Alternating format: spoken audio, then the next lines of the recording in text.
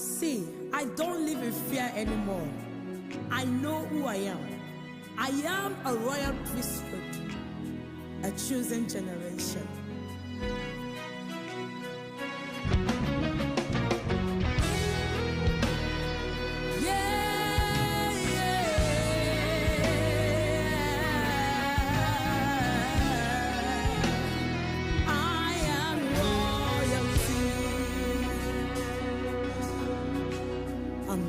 Like a lion, I belong to the royal family.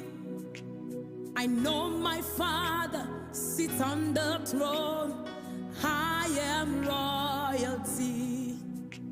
I'm bold like a lion. I belong to the royal family. I know my Father sits on the throne.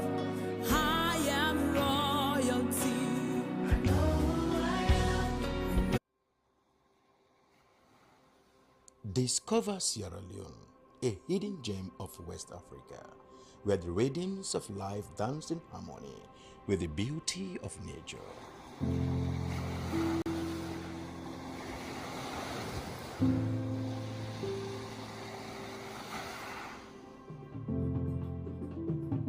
Feel the heartbeat of our culture in every beat of the drum, in every step of the dance.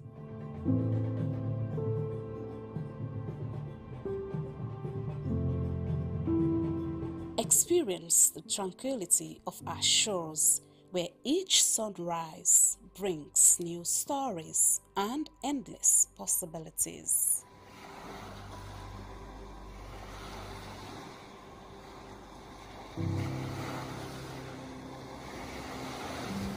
Immerse yourself in the vibrant tapestry of our daily life, where every color tells a tale and every face a friend.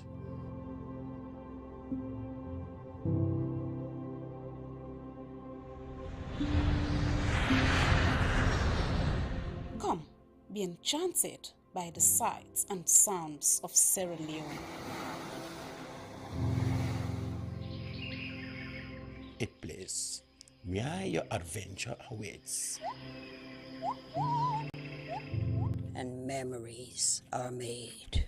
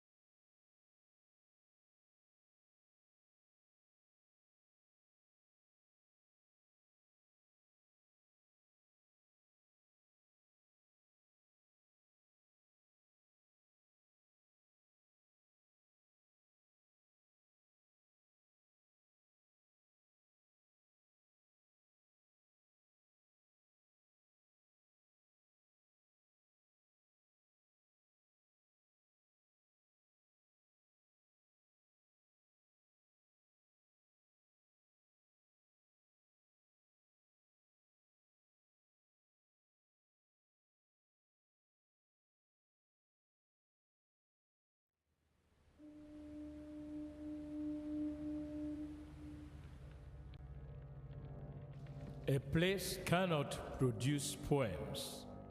It can only not prevent them. And Freetown is good at that, for Freetown has its own sudden elegances. People are slow to leave it, quick to return. And there are others who come for a year or two and stay for a lifetime, sensing that they've found a city that is in the world, yet sufficiently on the edge of it to have a different resonance. Let me tell you something about this city. All of us, we're all just passing through, and we've all been here forever. Those who came, those who stayed, those who never returned. Tides turn, Seasons change, we've waited and we've watched. But we've always been here. We've always listened. Because there is a different resonance here. It comes from the river, and the land, and the sky. It's our place, all of us. This city belongs to everyone. And you know when it's your time. And it's our time. Listen, we are Freetown. The golden rules of Freetown. Don't pretend you're something that you're not. Don't go thinking you're better than anyone else. Or that anyone else is better than you. Don't shout about it. Get on with it. We are Freetown.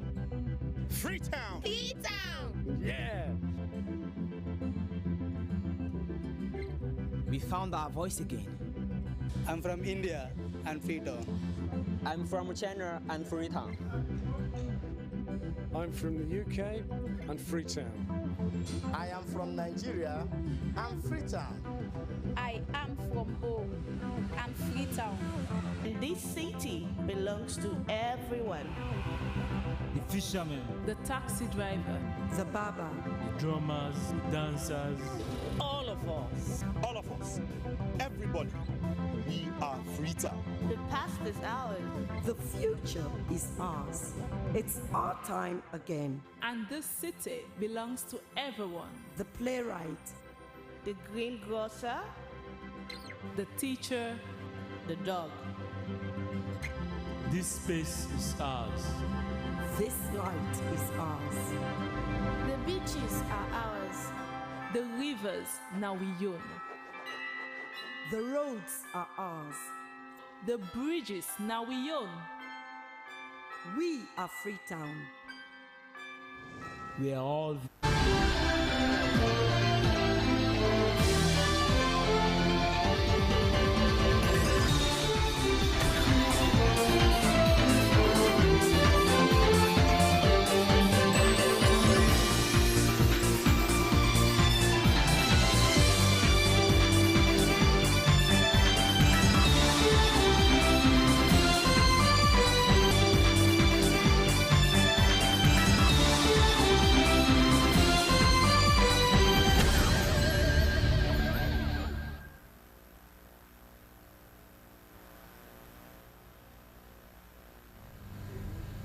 Good morning from Broadcasting House. This is News Hour. I am Aminata Fofana. Coming up in this edition, Vice President orders for comprehensive investigation into Saturday's fire incident at State House.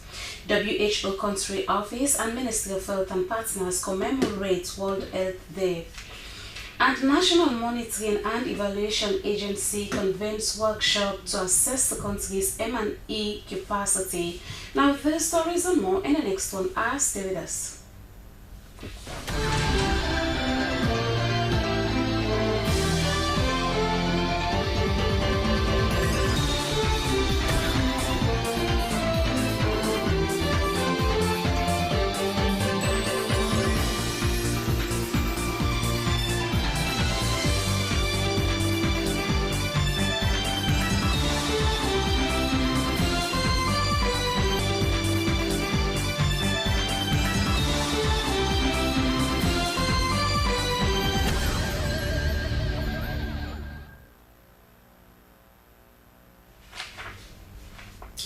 Welcome back. Now, as authorities continue to assess the damage of Saturday's fire incident at State House, the Vice President, Dr. Mohamed Julde Jallow, has made an inspection visit to the scene of the inferno.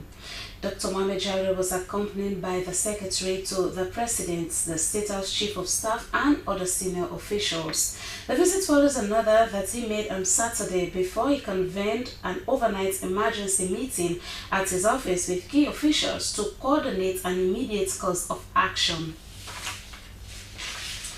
The Vice President received a detailed briefing from the Chief Fire Officer, Commander Bunge, and key personnel on the emergency response and a preliminary assessment of the damage. He inspected the 3rd and 4th floors where the damage is much severe, and he also visited the office of the President on the 2nd floor.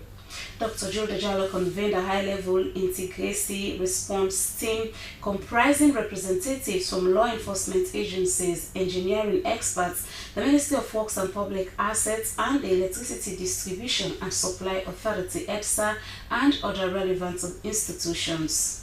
The response team was charged to conduct a comprehensive investigation into the cause of the blaze, assess the full extent of infrastructural and operational damage, and come up with recommendations for recovery and restoration.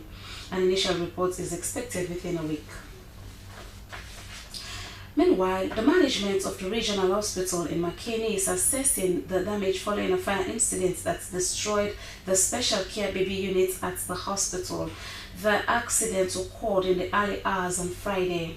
The SWC correspondent in Makeni was there and reported that no fatality and the cause of the fire has yet to be established. From Makeni, Hassan Fore Kamara reports. The building seemed to be in shape. However, every equipment was burnt down to ashes. According to sources, the fire started at the nurses' bay and then quickly spread to the entire unit. With effort from the workers on duty and community members, it was contained after several efforts to reach out to the fire force failed. When the fire started, we immediately moved the kids to another unit. All the babies that were in the unit, there were 16 of them. 16 babies, no casualty, all of them were moved. And immediately the fire was almost contained. We started moving the babies also to a sister hospital, the Holy Spirit Hospital, which is closer by. We've moved all 15 of the babies there. One of the babies, the parents was apprehensive and all that, so he took his baby away, but we are trying to encourage him to bring the baby back.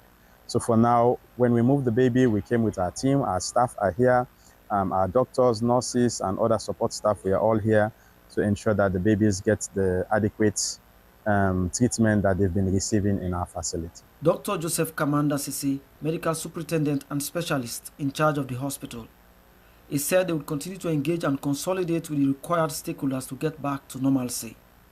There has been a series of closed-door meetings with authorities and partners on the way forward.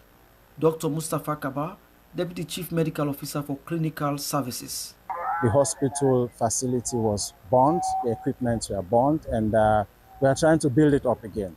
But in the interim, what we're doing is we're going to create another unit, another space, at least to host 10 babies within the next 48 hours, so that at least if there is a new delivery occurring within the next 48 hours, we'll be able to take care of them at the Makeni Regional Hospital. He said they will continue to do assessment into the cost of what have been destroyed and then proceed to map out a better way to rebuild and set up. Speculations have pointed to fluctuation of electricity, yet the true cause of the fire has still not been ascertained by an expert. Now, still on fire disasters, a major fire has rendered several people homeless and destroyed property worth millions of leones at the Kebbi Compound Texaco Lorry Park in Freetown, east of the city. Now, a child has also been hospitalized as a result of the incident. The blaze started at about 1 p.m. on Sunday from an adjoining building, which was completely destroyed and also hit another building nearby. The cause of the fire is blamed mainly on the erratic electricity supply. Firefighters could not intervene on time due to challenges going through the mostly crowded Texaco Lorry Park. Fire disasters are becoming increasingly frequent in Freetown and across the country in recent times. The causes are sometimes unclear. In order to address cases, maternal and newborn mortality in Sierra Leone, the World Health Organization Country Office, in collaboration with the Ministry of Health and partners, have commemorated World Health Day on the theme Healthy Beginning, Hopeful Future, with a sub-theme of tackling the public health emergency of preventable maternal and child mortality.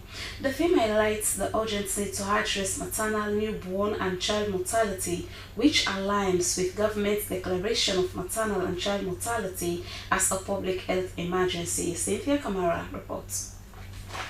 This was how the resolutions of maternal and perinatal death surveillance and response document was signed by district medical officers and medical superintendents, affirming their commitments to preventable maternal and perinatal deaths in Sierra Leone, recognizing the critical importance of maternal and perinatal death surveillance in response system for improving service delivery and accountability. Healthy Beginning, Hopeful Future is the theme for this year's World Health Day, with a sub-theme of tackling the public health emergency of preventable maternal and child mortality, highlighting the urgent need to address maternal, newborn and child mortality, which aligns with government's declaration of maternal and child mortality as a public health emergency. Chief Medical Officer Dr. Sati Kane emphasized their responsibility is to ensure their part is played, urging district medical officers to never walk alone, rather interface and consult at national level to avoid damage and being at par. How can you be a champion, but you are really not doing what you are supposed to do? So if we really want to go afloat, and if we do not want pressure from above on the ministry, because when you press the minister, of course, we know we'll press you, and then you press others. Of course, when the pressure is coming, the WHO is all going to be part of us, because they are the MOH of the world in here. So, colleague, just to tell you that please, let's interface, work with the directorates for the directives, the directions, and let's see what we should focus on. It really at times do not take too much to change things. The discussion, according to WHO representative Dr. George Ama, is very timely, applauding the government and all frontline health workers in the reduction of maternal mortality nationwide. Quite the progress that has been made, as the Honorable Minister himself said 2 days ago, even one preventable death is too much, and we need to do everything within our capacity to bring this down to zero when we're talking about preventable deaths, as per the directions of the Honorable Minister and the senior leadership of the Ministry of Health. Now, I want to say that in doing this, I believe, that you people in the district level, you are key to attaining this objective in Sierra Leone. Because, as I've said, the districts is where things happen. All the guidelines, all the instructions, everything, they come into operation at the district. And as your leadership is very critical in terms of moving the needle. I believe it is your leadership that has got us where we are now. The maternal and perinatal death surveillance and response meeting also saw a panel discussion with district officers, partners and national representatives, encapsulating supervision, sustainability, commitment by one of the partners to provide fuel for ambulances in the district, and a call to action on the unavailability of healthcare items. Giving a review on statistics, National Coordinator Maternal and Perinatal Death Surveillance and Response Zainab Jueba said Western Airol and Tonkolili recorded the highest maternal mortality death ratio for 2024. The resolutions to be adopted include, but are not limited to, taking full responsibility and leadership of the maternal and perinatal death surveillance and response, commitment to ensure efficient mobilization of resources, and holding monthly meetings to identify factors and making actionable recommendations. MPDSI is a system designed to investigate, surveillance, review and implement maternal and perinatal death with the goal of preventing future deaths. Cynthia Kamara reporting for SABC News.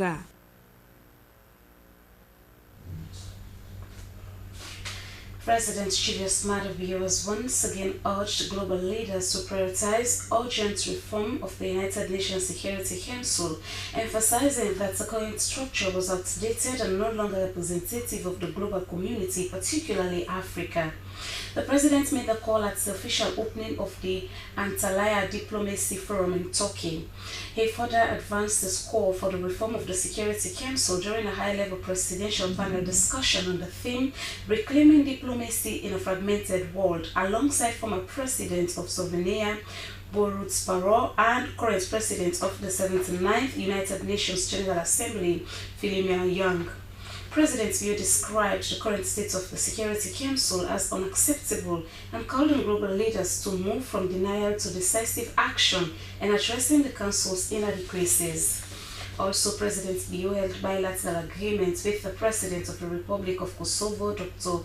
Vuguza Usmani Sadiru, on the sidelines of the Antalya Diplomacy Forum in Turkey. The meeting focused on deepening bilateral ties and strengthening diplomatic cooperation between the two nations. It also served as a strategic opportunity for both leaders to reaffirm their mutual commitment to peace, stability, and sustainable development. Monitoring and evaluation M&E play a critical role in tackling progress and informing policy decisions. However, in Sierra Leone, M&E officers are faced with immense challenges in doing their work.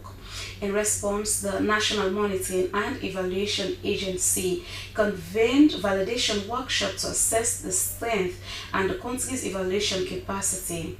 The meeting was focused on the National Evaluation Capacity Assessment, the National Evaluation Capacity Development Plan, and the draft National Evaluation Guidelines. Esther Nene Kamara reports.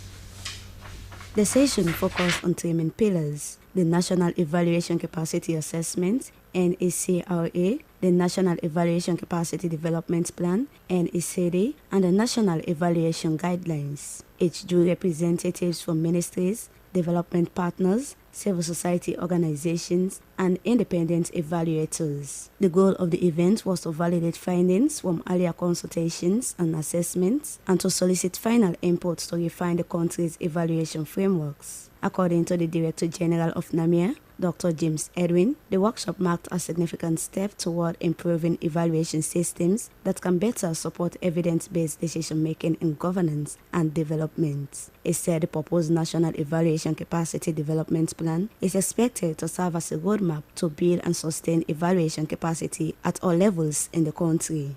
What we want to emphasize, whether I've emphasized this before, is that the E aspect of monitoring and evaluation, normally called M&E, is absent in speeches, is absent in action. When people are talking of monitoring, most times they will always say we are doing monitoring and evaluation, but evaluation from our own assessment and from what these people have done, which is a readiness to do evaluation, it's pretty low, if not lacking. The consultant, Edith Abibi Kabita, identified some challenges: shelters, weak institutional structures, limited leadership support, and inadequate staffing and technical capacity in many M&E offices across the country. Organizational capacity gaps were also highlighted, with calls for more training, better tools, and stronger coordination mechanisms.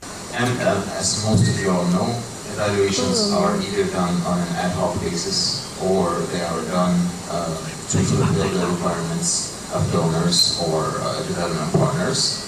And this kind of means that the structuring is a bit limited when it comes to MDs and themselves doing evaluations to track their progress, to collect learnings, and to improve the evaluation system as it goes. Participants expressed optimism that the guidelines and development plan, once finalized and implemented, will create a more enabling environment for M&E practitioners, ultimately enhancing transparency, accountability, and impact across government programs. For SABC News, Esther Nene Kamara reporting.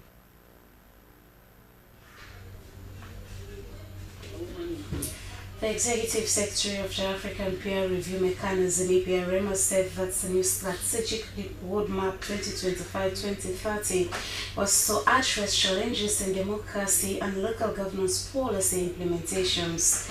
Mohammed Sheshu Sharif was speaking at the Foreign Service Academy in Freetown during the official launch of the Strengthening Community-Led Governance through Decentralization Initiative Project and the Sailing Strategic Roadmap 2025-2030 developed by the APRM. Susanette Bassi tells us more.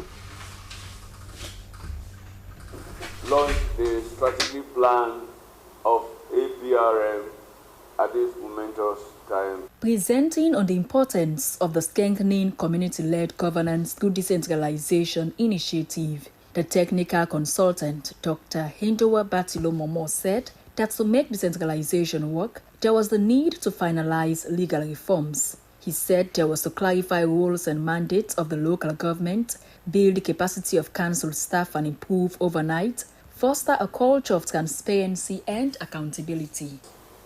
The transformation by embedding the power of governance into the hands of the people.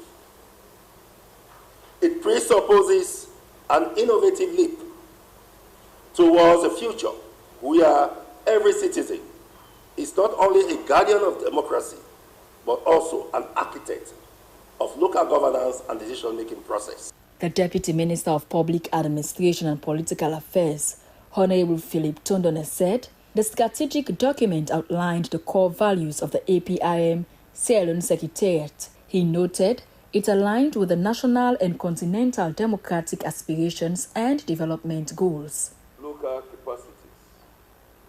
Our initiatives will include comprehensive training programs designed to equip local leaders with the skills necessary to manage resources, mediate conflicts, and drive development initiatives that reflect community aspirations. When we empower local communities, we create a ripple effect that strengthens the entire national fabric of governance. According to the Executive Secretary of the African Peer Review Mechanism, Mohammed Sheshu Sharif, the newly developed Envision in Governance Excellence Sierra Leone Strategic Roadmap 2025-2030 was a world-class document to address democratic bottlenecks. Without a strategic document is there to guide your operations, to guide the things you do, your vision, your mission, your mandate is being tailored in the strategy. So whatsoever things so far you are going to do is going to be in line with your strategic document in pursuing your overall mandate. But that was absent. I said, no, we cannot. And remember, these processes led to the production of the very first strategic document for APRM in the history of Sierra Leone. It has never happened. This is the very first time, and I can assure you, this is a world-class strategic document.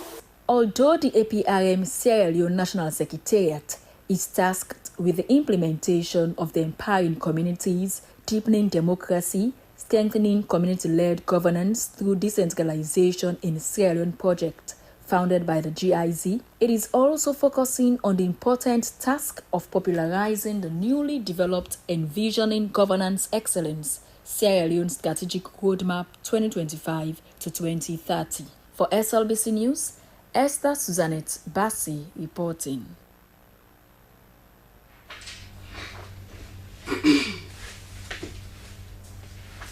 The Fifth Salon program places special emphasis on private sector investments in agriculture and transform the sector into one that boasts foreign exchange and creates employment for youth.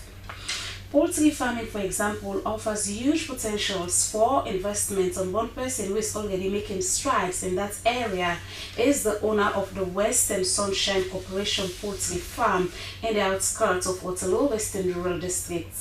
The two-year farm with its youthful employees produce thousands of eggs every day, shipping into the demand of local poultry products. Sori Kamara has been on the farm and compiled this report. This is the Western Sunrise Corporation Poultry Farm at Mile 6 in the outskirts of Waterloo, Western Rural Districts. The farm is home to nearly 3,000 chicken layers who produced approximately 2,500 eggs every day. They produce for now, they give me 80%. 80% of the fowls produces eggs every day, which amounts to 5 cartons. Each of the fowls produces an egg every 24 hours. Each fall they produce 1 egg within 24 hours. Private sector investment in agriculture is a major component of the government agenda of Feed Salon. It aims to transform the agriculture sector into one that creates employment for youths and boosts foreign exchange. The Western Sunrise Corporation Poultry Farm is not just complementing one of government's programs of food security by chipping into the immense local demand for poultry products, it is also contributing to job creation. So we decide for the year we border them, we land the work. I have just sat to my worst, and then I decided to come here to learn poultry.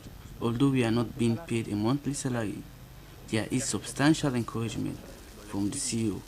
I am calling on fellow youth in the community to look for something useful to engage in. I give message to all young men and say, whenever you dey in a place, no fashion there, like it works there, so you get to put yourself on seriousness. So like this, big achievements for we, the young man that we grapple.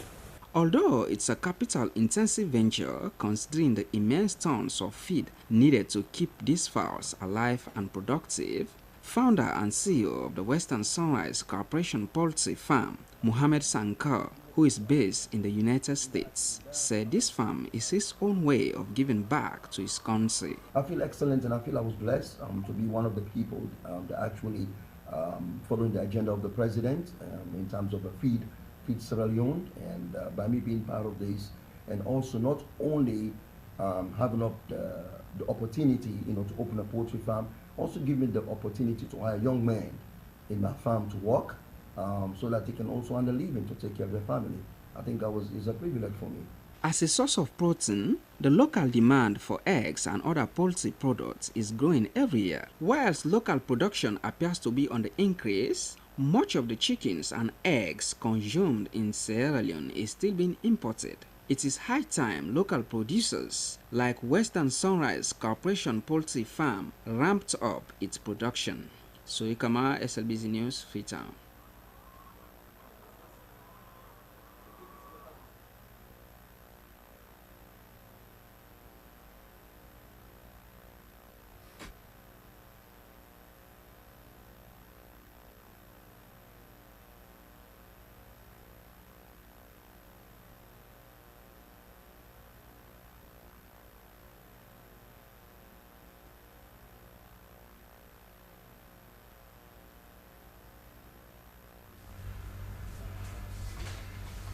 A board of trustees of the SLBC is in the region to assess the state of the corporation's regional stations.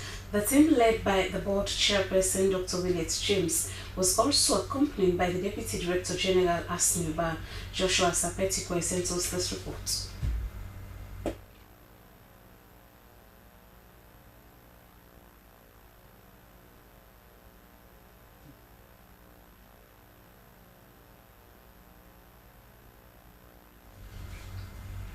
Sorry for not bringing you that news story. Now, Emmanuel Lahai, an ICT student at Limpopo University of Creative Technology and founder of Send Me Salon, has emerged as the winner of the prestigious Salt Prize National Pitch Competition held at the Institute of Public Administration and Management, IPAM, University of Sierra Leone. Esther Suzanette Bassi reports. The competition brought together current students and graduates from various tertiary institutions across Sierra Leone, all vying for the chance to advance to the global finals of the Holt Prize, a startup accelerator for social entrepreneurship. As the national winner, Emmanuel Lahai will now represent Sierra Leone on the global stage, where he stands a chance to win $1 million in seed funding to scale his innovative solution. Lahai's startup Send Me Sierra Leone impressed the judges with its bold approach to bridging digital and logistical gaps in Sierra Leone's local and international delivery sector, while promoting local businesses and entrepreneurs. In addition to his Holt Prize victory, Lahai has also been selected as a semi-finalist in the Ministry of Communication, Technology and Innovation's Big Five Challenge, another significant step in his growing impact in the tech and innovation ecosystem. And help us show that we can actually do great things together. In terms of the university, I think it will reinforce its position as an innovative technology university in Sierra Leone. So I think that's how, even in terms of the nation, this will be a very good opportunity because this is the first time Sierra Leone is representing, Sierra Leone is being represented in the Holt Prize. So by us winning, I think even as a nation, will be very good. National Coordinator Holt Prize Sierra Leone, Sarah Monica Kamara, highlighted the importance of such initiatives in empowering young minds and fostering entrepreneurship. She said the Holt Prize was more than a competition, it's a movement that equips young people with the tools and network to transform their ideas into sustainable ventures. Platform that brings together students to see how they can reach innovative ideas and then win a funding prize of $100. Over the years, 120 countries have been participating, but Sierra Leone has never got the opportunity. Other participants expressed appreciation for the opportunity to pitch their ideas, noting that the experience has motivated them to refine their business models and seek future opportunities for growth and collaboration. I could meet top leaders for mentorship. So, because this stage and the global is very different, so we have to know how to talk, how to build ourselves well, how to pitch well, how to sell our ideas so that they can buy our idea and give us the price. As Lahai prepares for the global finals, he carries with him the hopes of a nation eager to see young innovators drive change and contribute to Sierra Leone's development on the world stage. For SLBC, Esther Suzanette Bassi reporting.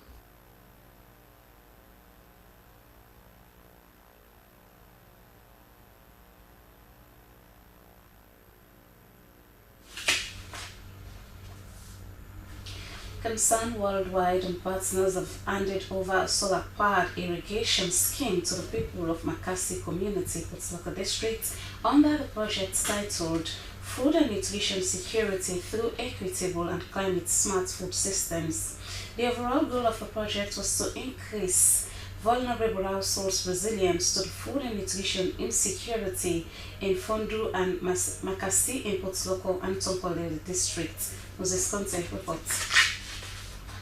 Makassi Community, a small village located in the northern province, Potloko District, has been depending on agriculture as a source of living, but for far too long they have been faced with numerous challenges such as access to water for farming, especially in the drying season. But with the Yoti Yoti project has helped to change the narrative. The project was aligned with government's Feed Salon initiative, supporting efforts to enhance food security and climate resilience in Sierra Leone. Deputy Minister of Agriculture, Sir Hemond, said the intervention was timely for the people of the community, adding that the facilities would expose farmers to the corporate world. He called on the community people to upkeep the facilities, highlighting its importance for not only Makassi community but also the country as a whole. The irrigation includes drilling of 2 boreholes and construction of 2 elevated towers, which is sufficient for irrigating a 3-acre land for IVS per day. Country Director, Concern Worldwide, Davina Jaffrey,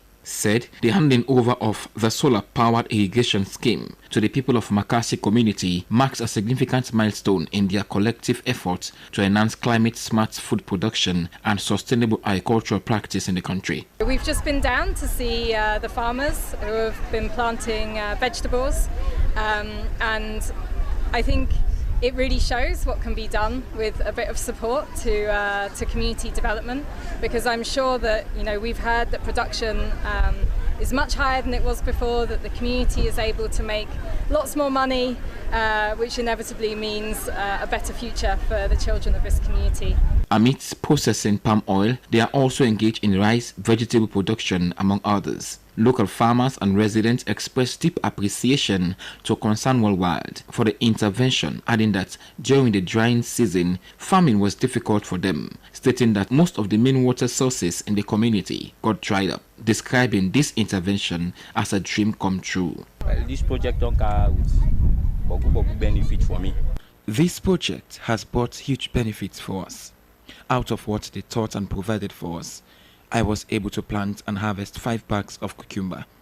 Since the inception of these facilities, many villagers have gone into farming, and it has helped us a lot. What he then show me, now I don't begin see the benefits now. I don't plant kogubaya.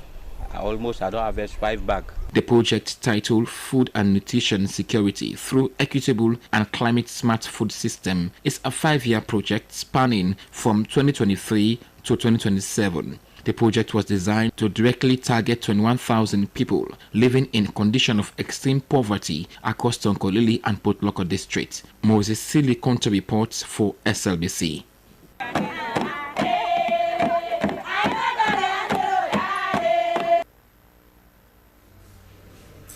Residents of Kosotown Western Rural District have been provided with water facilities to enhance access to clean and safe drinking water for the community. The support, which was made available by philanthropist Mrs. Daphne Fantamadi Bangura. The initiative aimed at alleviating the water challenge they've been faced with during the dry season. Here's the report.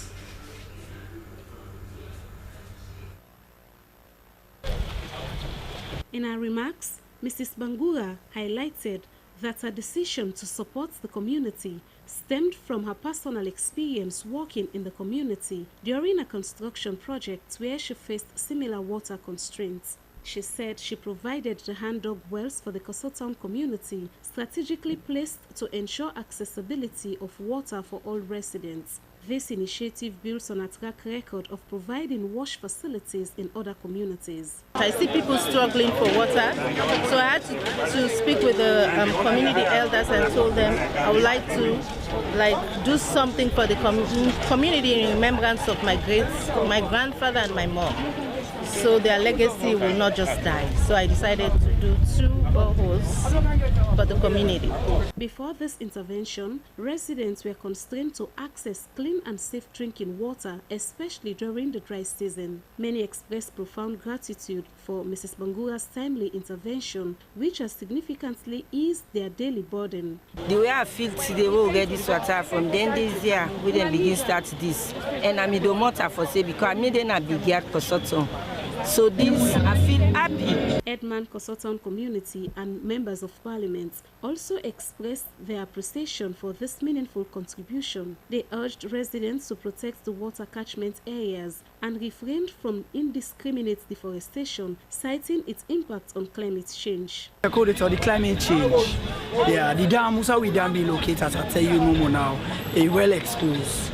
So now we depend on follow do another one inside the forest. This gesture resonates with the well-known saying water is life, as it underscores the importance of clean water in fostering healthier and more sustainable communities. SLBC News, Aminata Fofana.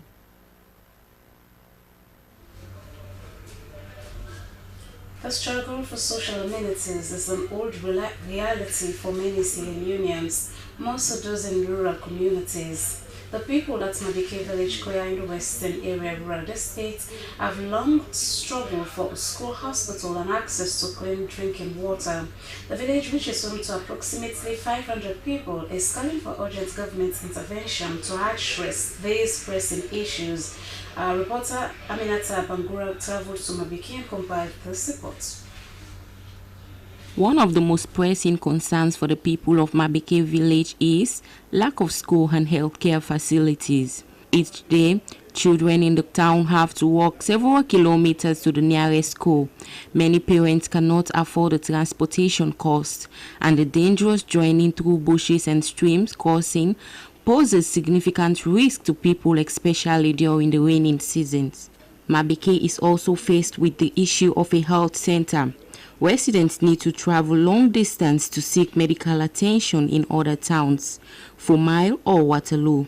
During emergencies, This can mean a life or death situation for a patient who need immediate medical attention, particularly for pregnant women. Fatmata Bangua, breastfeeding mother, said those in need of urgent medical care are usually forced to walk about 4 miles to the nearest health center. She said this precarious situation has resulted in tragic outcomes, such as pregnant women having to deliver on the way to the hospital, whilst critically ill individuals sometimes give up before reaching the hospital. The hospital no dey around here. Waka from here till Gona Junction, bike me enter Swami. The headman also underscored the problem with access to clean drinking water in the village. He said there are no proper water facilities. They rely on hand-dug wells and stream water for drinking and other domestic purposes. The health center, particularly the health center, nativity and bogwi na too much because at least we woman get belly na. The time we they say for take and go to an hospital and wherever they don't see any woman so far we don't get belly enough for born a us. So to time we they say for let try fend bike, for let them go to an hospital, go too easy on that time because at times for let get bike safe. Easy and the place far, the hospital is far. Residents like Aminata Kamara spoke of the limited economic opportunities in the community, which are severely limited due to this absence of a market, adding that they struggle to sell their agricultural products and other businesses. Chairlady Zainab Bangua called on government to come to their aid. Try for send to the Papa government and now to the Waro then get for see now for let them sorry for let them try for help we for hospital and school and water and business money for let we able get them na this community. Law no they pan strainers with two picking there. So now then they try for talk for let Papa government to the other and then now where them they help we for let them try help we for that side the hospital, school and market side for make markets. So all that thing in the water. A social worker, Samuel Alpha Sise, who has been in the village for a few weeks, said the area has huge potential like infrastructures and a sizable population. He also appealed to government and developmental organizations to support the village. In the midst of the challenges, Mabeke community is making immense strides to champion their development. They have set aside a piece of land for the construction of school and health center. SLBC News, Aminata Bangua reporting. It's now time for the latest updates on sports.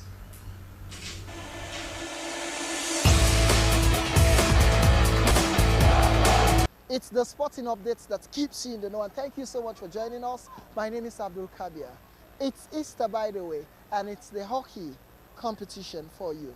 In a city where young people eagerly seek sporting opportunities, the Sierra Leone Hockey Association once again delivered an exciting Easter competition at the X-Ray Mini Stadium. The event drew both female and male players alike, showcasing the growing passion for hockey in the country. While established hockey powerhouses may be geographically distant, the SLHA's vision of hockey for all is vibrantly taking shape on the fields of Freetown. The Easter competition served as a powerful demonstration of this momentum and amplifying the sports presence within the community. The mayor of Freetown, Yvonne Akisoya, lauded the SLHA for organizing the event and recognizing its dynamic platform. The young people, the participants, the competitors, we don't take this sport up. I want to say well done to you. Looking at you here today, una don't make a choice about the direction where una want una life them for go. For the young athletes, the competition provided invaluable experience in a competitive environment. It nurtured teamwork, sportsmanship, and a strong sense of camaraderie. And this is very, very much significant. Of course, we have Christian communities, and of course, most of the players, they are Christians. And Sierra Leone generally is a religious tolerant country.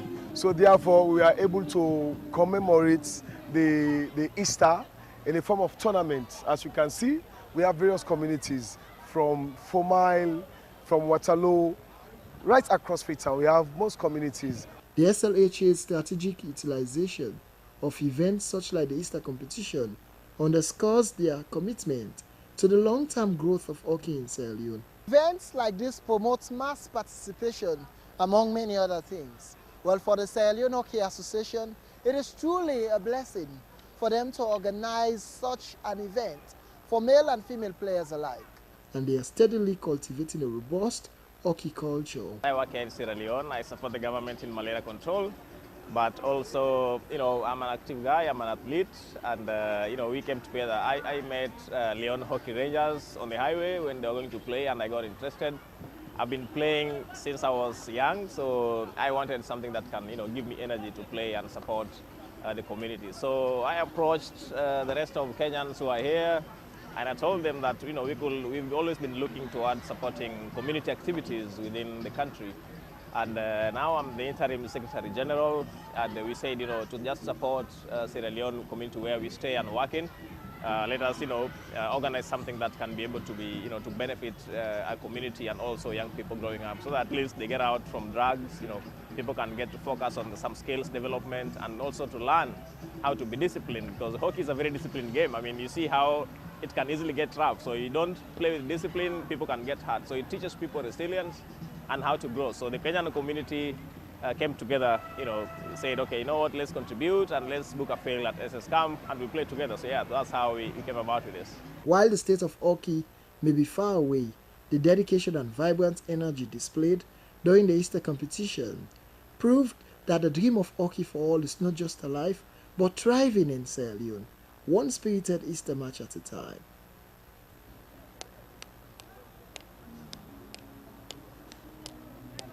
Now, hockey is such a lovely game, and the participation of women in the sports is truly a giant step forward for Sierra Leone and equally the Sierra Leone Hockey Association. When women are in leadership position, everybody wins. And that ends the sporting updates that keeps you in the know. And thank you so much for watching, and see you next time.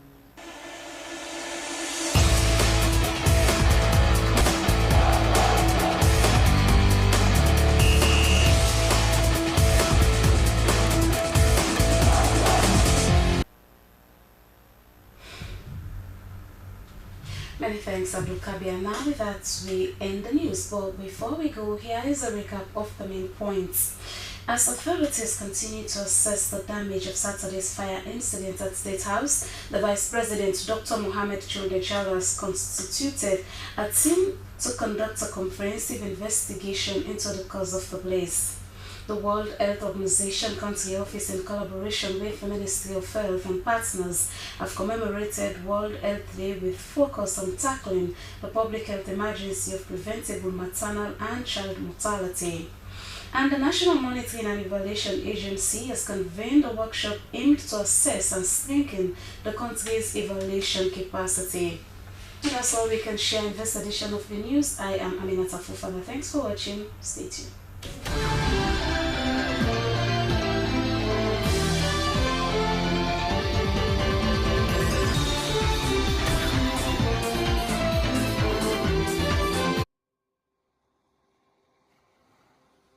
Discover Sierra Leone, a hidden gem of West Africa, where the radiance of life danced in harmony with the beauty of nature.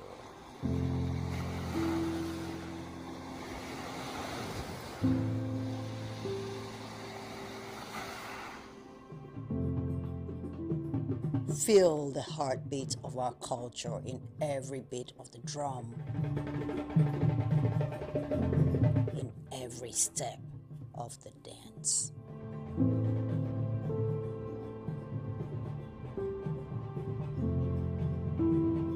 Experience the tranquility of our shores, where each sunrise brings new stories and endless possibilities.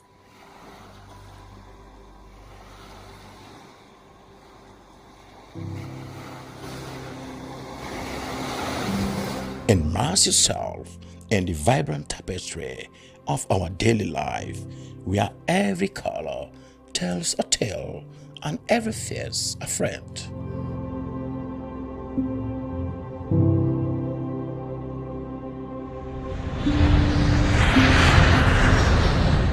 Come, be enchanted by the sights and sounds of Sierra Leone.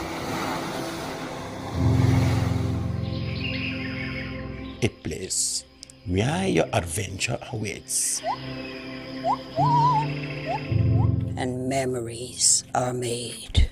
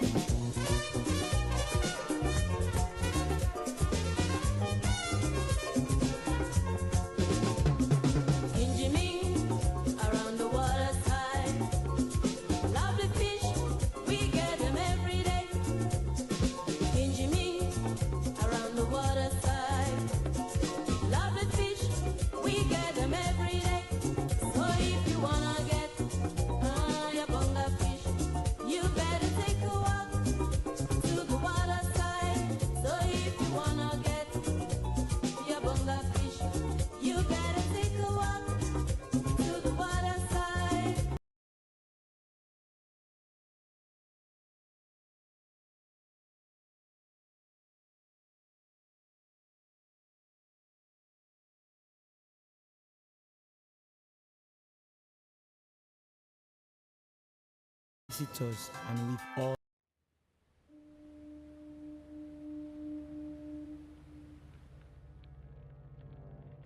a place cannot produce poems. It can only not prevent them. And Freetown is good at that, for Freetown has its own sudden elegances. People are slow to leave it, quick to return. And there are others who come for a year or two and stay for a lifetime, sensing that they've found a city that is in the world, yet sufficiently on the edge of it to have a different resonance. Let me tell you something about this city. All of us, we're all just passing through. And we've all been here forever. Those who came, those who stayed, those who never returned. Tides turn, Seasons change, we've waited and we've watched. But we've always been here. We've always listened. Because there is a different resonance here. It comes from the river, and the land, and the sky. It's our place, all of us. This city belongs to everyone. And you know when it's your time. And it's our time. Listen, we are Freetown. The golden rules of Freetown. Don't pretend you're something that you're not. Don't go thinking you're better than anyone else. Or that anyone else is better than you. Don't shout about it. Get on with it. We are Freetown. Freetown. Freetown. Yeah. We found our voice again. I'm from India and Freetown. I'm from China and Freetown. I'm from the UK and Freetown. I am from Nigeria and Freetown. I am from Bo and Freetown. This city belongs to everyone. The fishermen, The taxi driver, The barber, the drummers, the dancers. all of us. All of us. Everybody. We are Freetown. The past is ours. The future is ours. It's our time again. and this city belongs to everyone. The playwright, The greengrocer, The teacher, the dog. This space is ours. this light is ours. the beaches are ours. The rivers now we own. The roads are ours. The bridges now we own. We are Freetown. We are all visitors and we've all been here forever. We've got the mightiest river. And the biggest sky. And there's a resonance again. Freetown.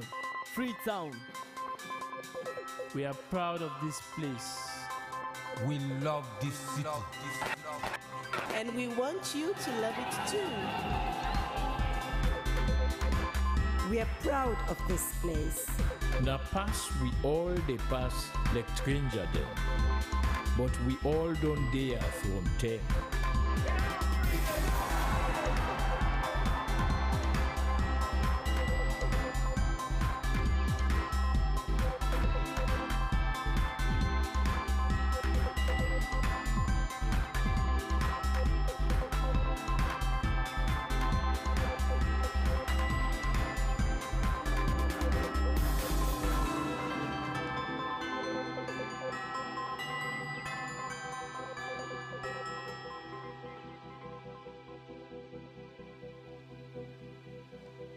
Come here, and you'll feel it, that end of the line sense of freedom. Say yes to Freetown. Say yes to freedom.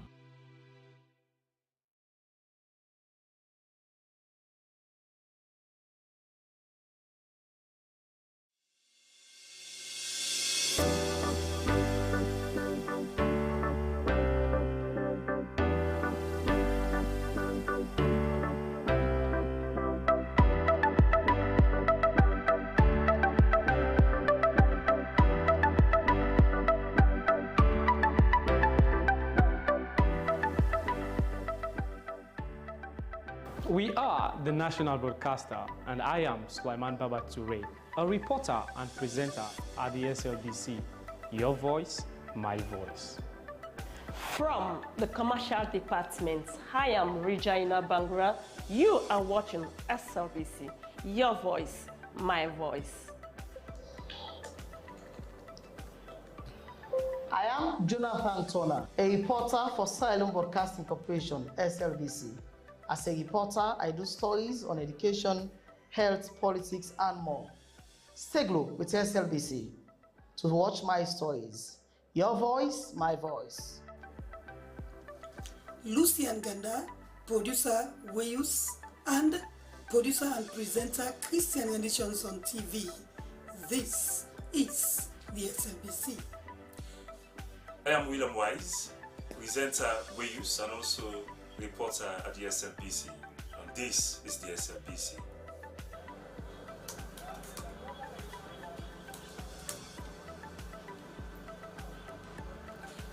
I am Salma Tabak, television executive producer.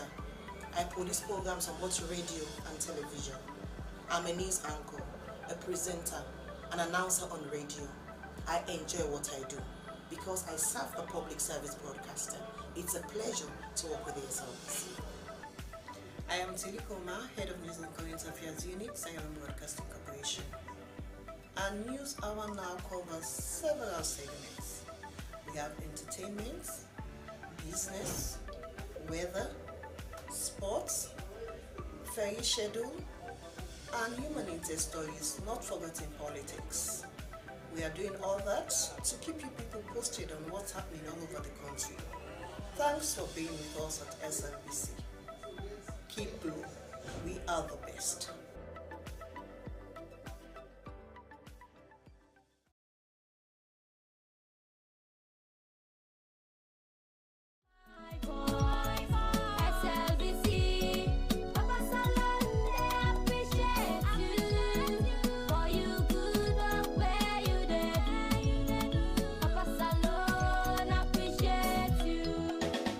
Let's give thanks to Allah, the God, He has made.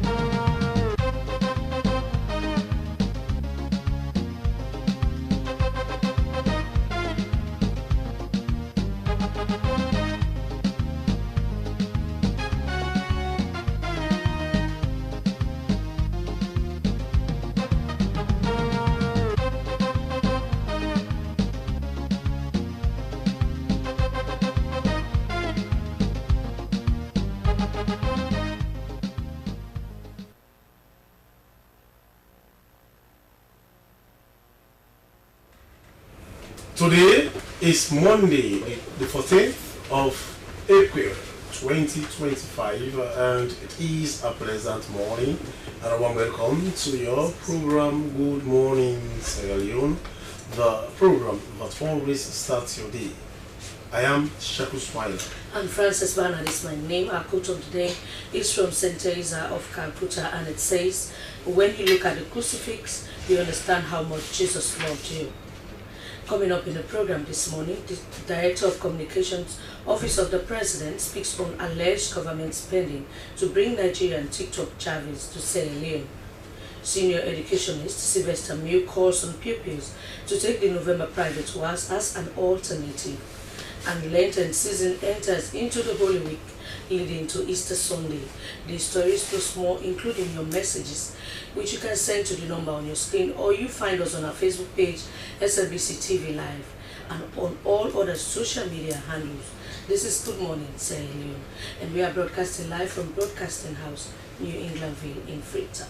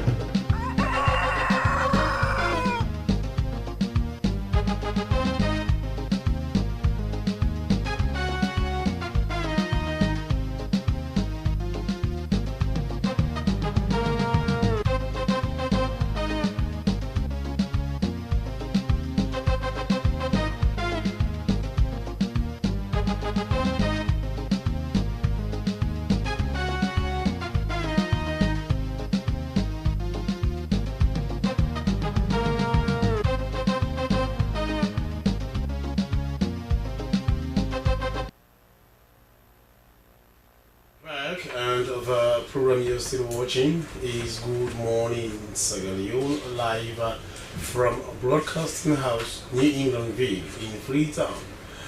Well, as you may have heard in the news and also read on different platforms, you may have heard or seen that there was a fire incident at State House, leaving some apartments at the third and fourth floor damaged, property worth millions of euros destroyed. Well, and firefighters and other security personnel were alert, and they ensured that the fire was put out. Well, what really happened and how far is investigation going? Well, in the studios we have the Director of Communications Office of the President State House, and he's Mike Begawa. Good morning, Mr. Begawa. Welcome to the program. Good morning, SLBC. Now, Mr. Begawa, although yes, you shall be talking on other topics, but let us talk about this fire incident at the State House, because there have been a lot of conspiracy theories as to what actually happened. Now, you being here is an opportunity to update or to provide us with some information as to, based on investigations so far, what actually led to that fire and how far has investigation gone? Well, there is no established cause as for now. Like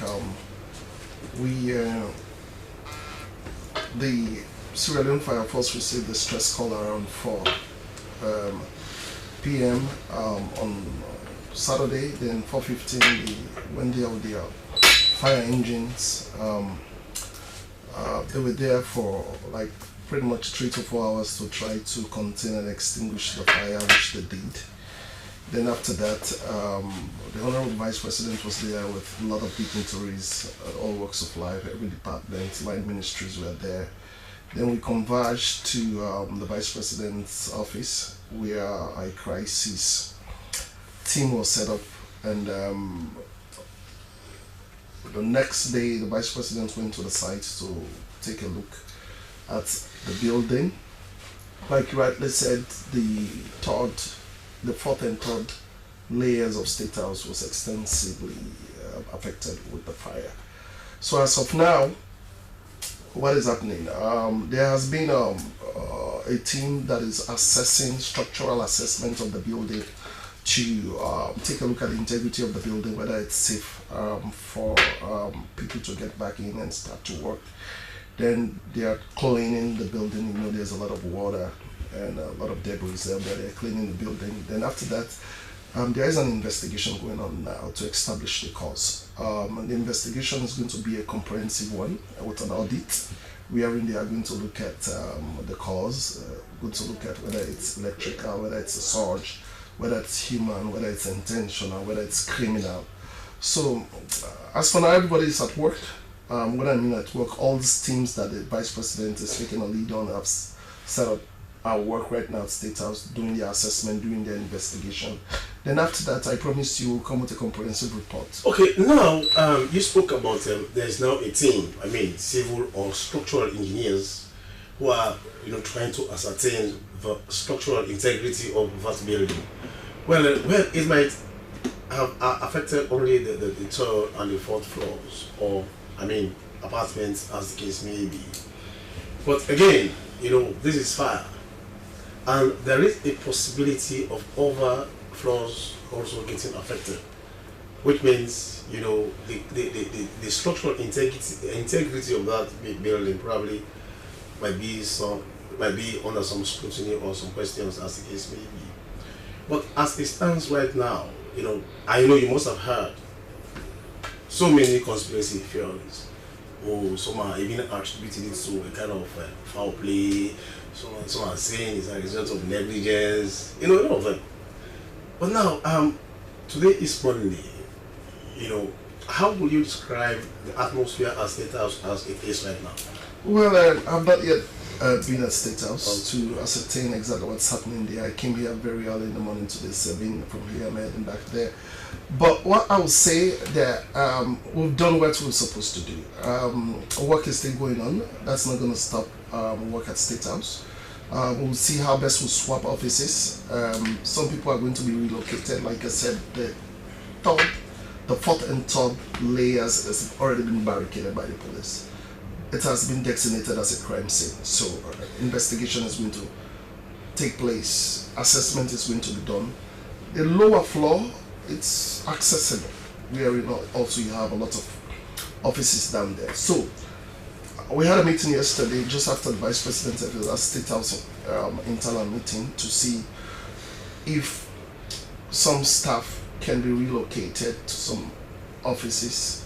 Those who are non-essential staff, maybe probably they wait until the investigation is done, then we'll get back to you. Mr. Buiwa, we are talking about State House.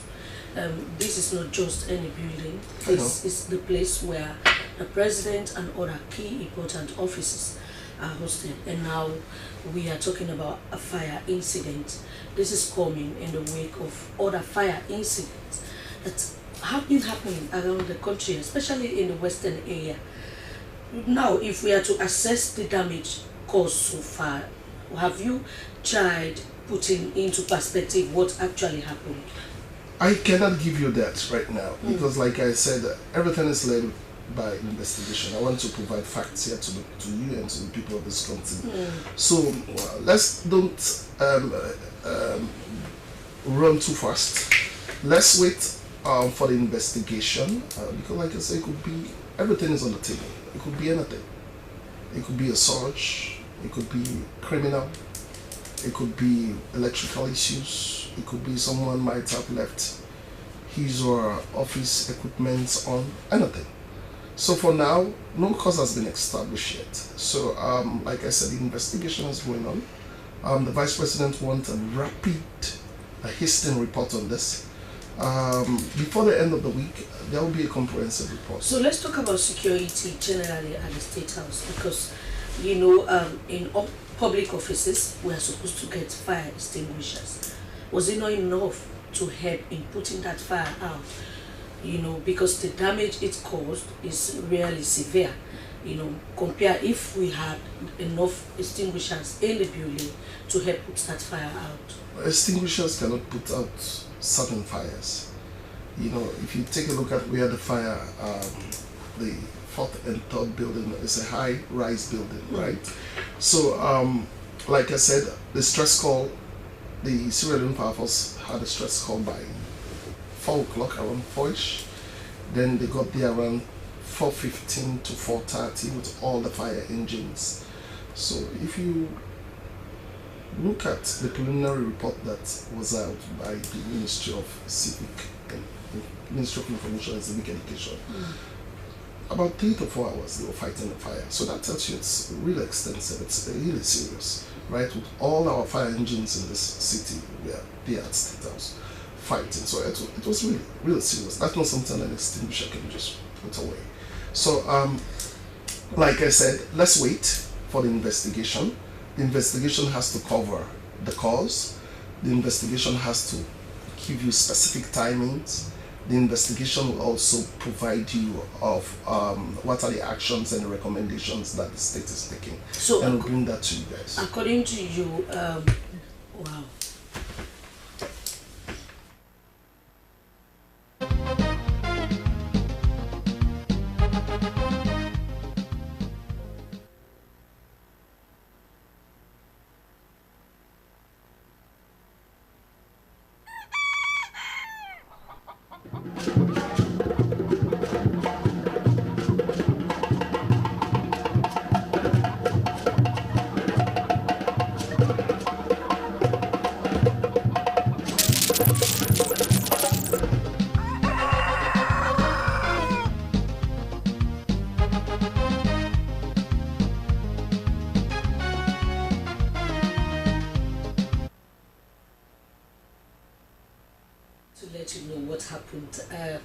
Sorry for that break in transmission. We, however, continue with the program. So before we went for that break, Mr. Bewa, according to you, the third and fourth floor had now been barricaded as a crime scene. Do you think there is any foul play? I cannot speak into that. I told you there is an investigation going on, so I cannot tell you whether it's... So barricading it as a crime scene? Well, it's for everything that happens. If there's an accident here, of course, when the police comes in, it's determined a crime scene until...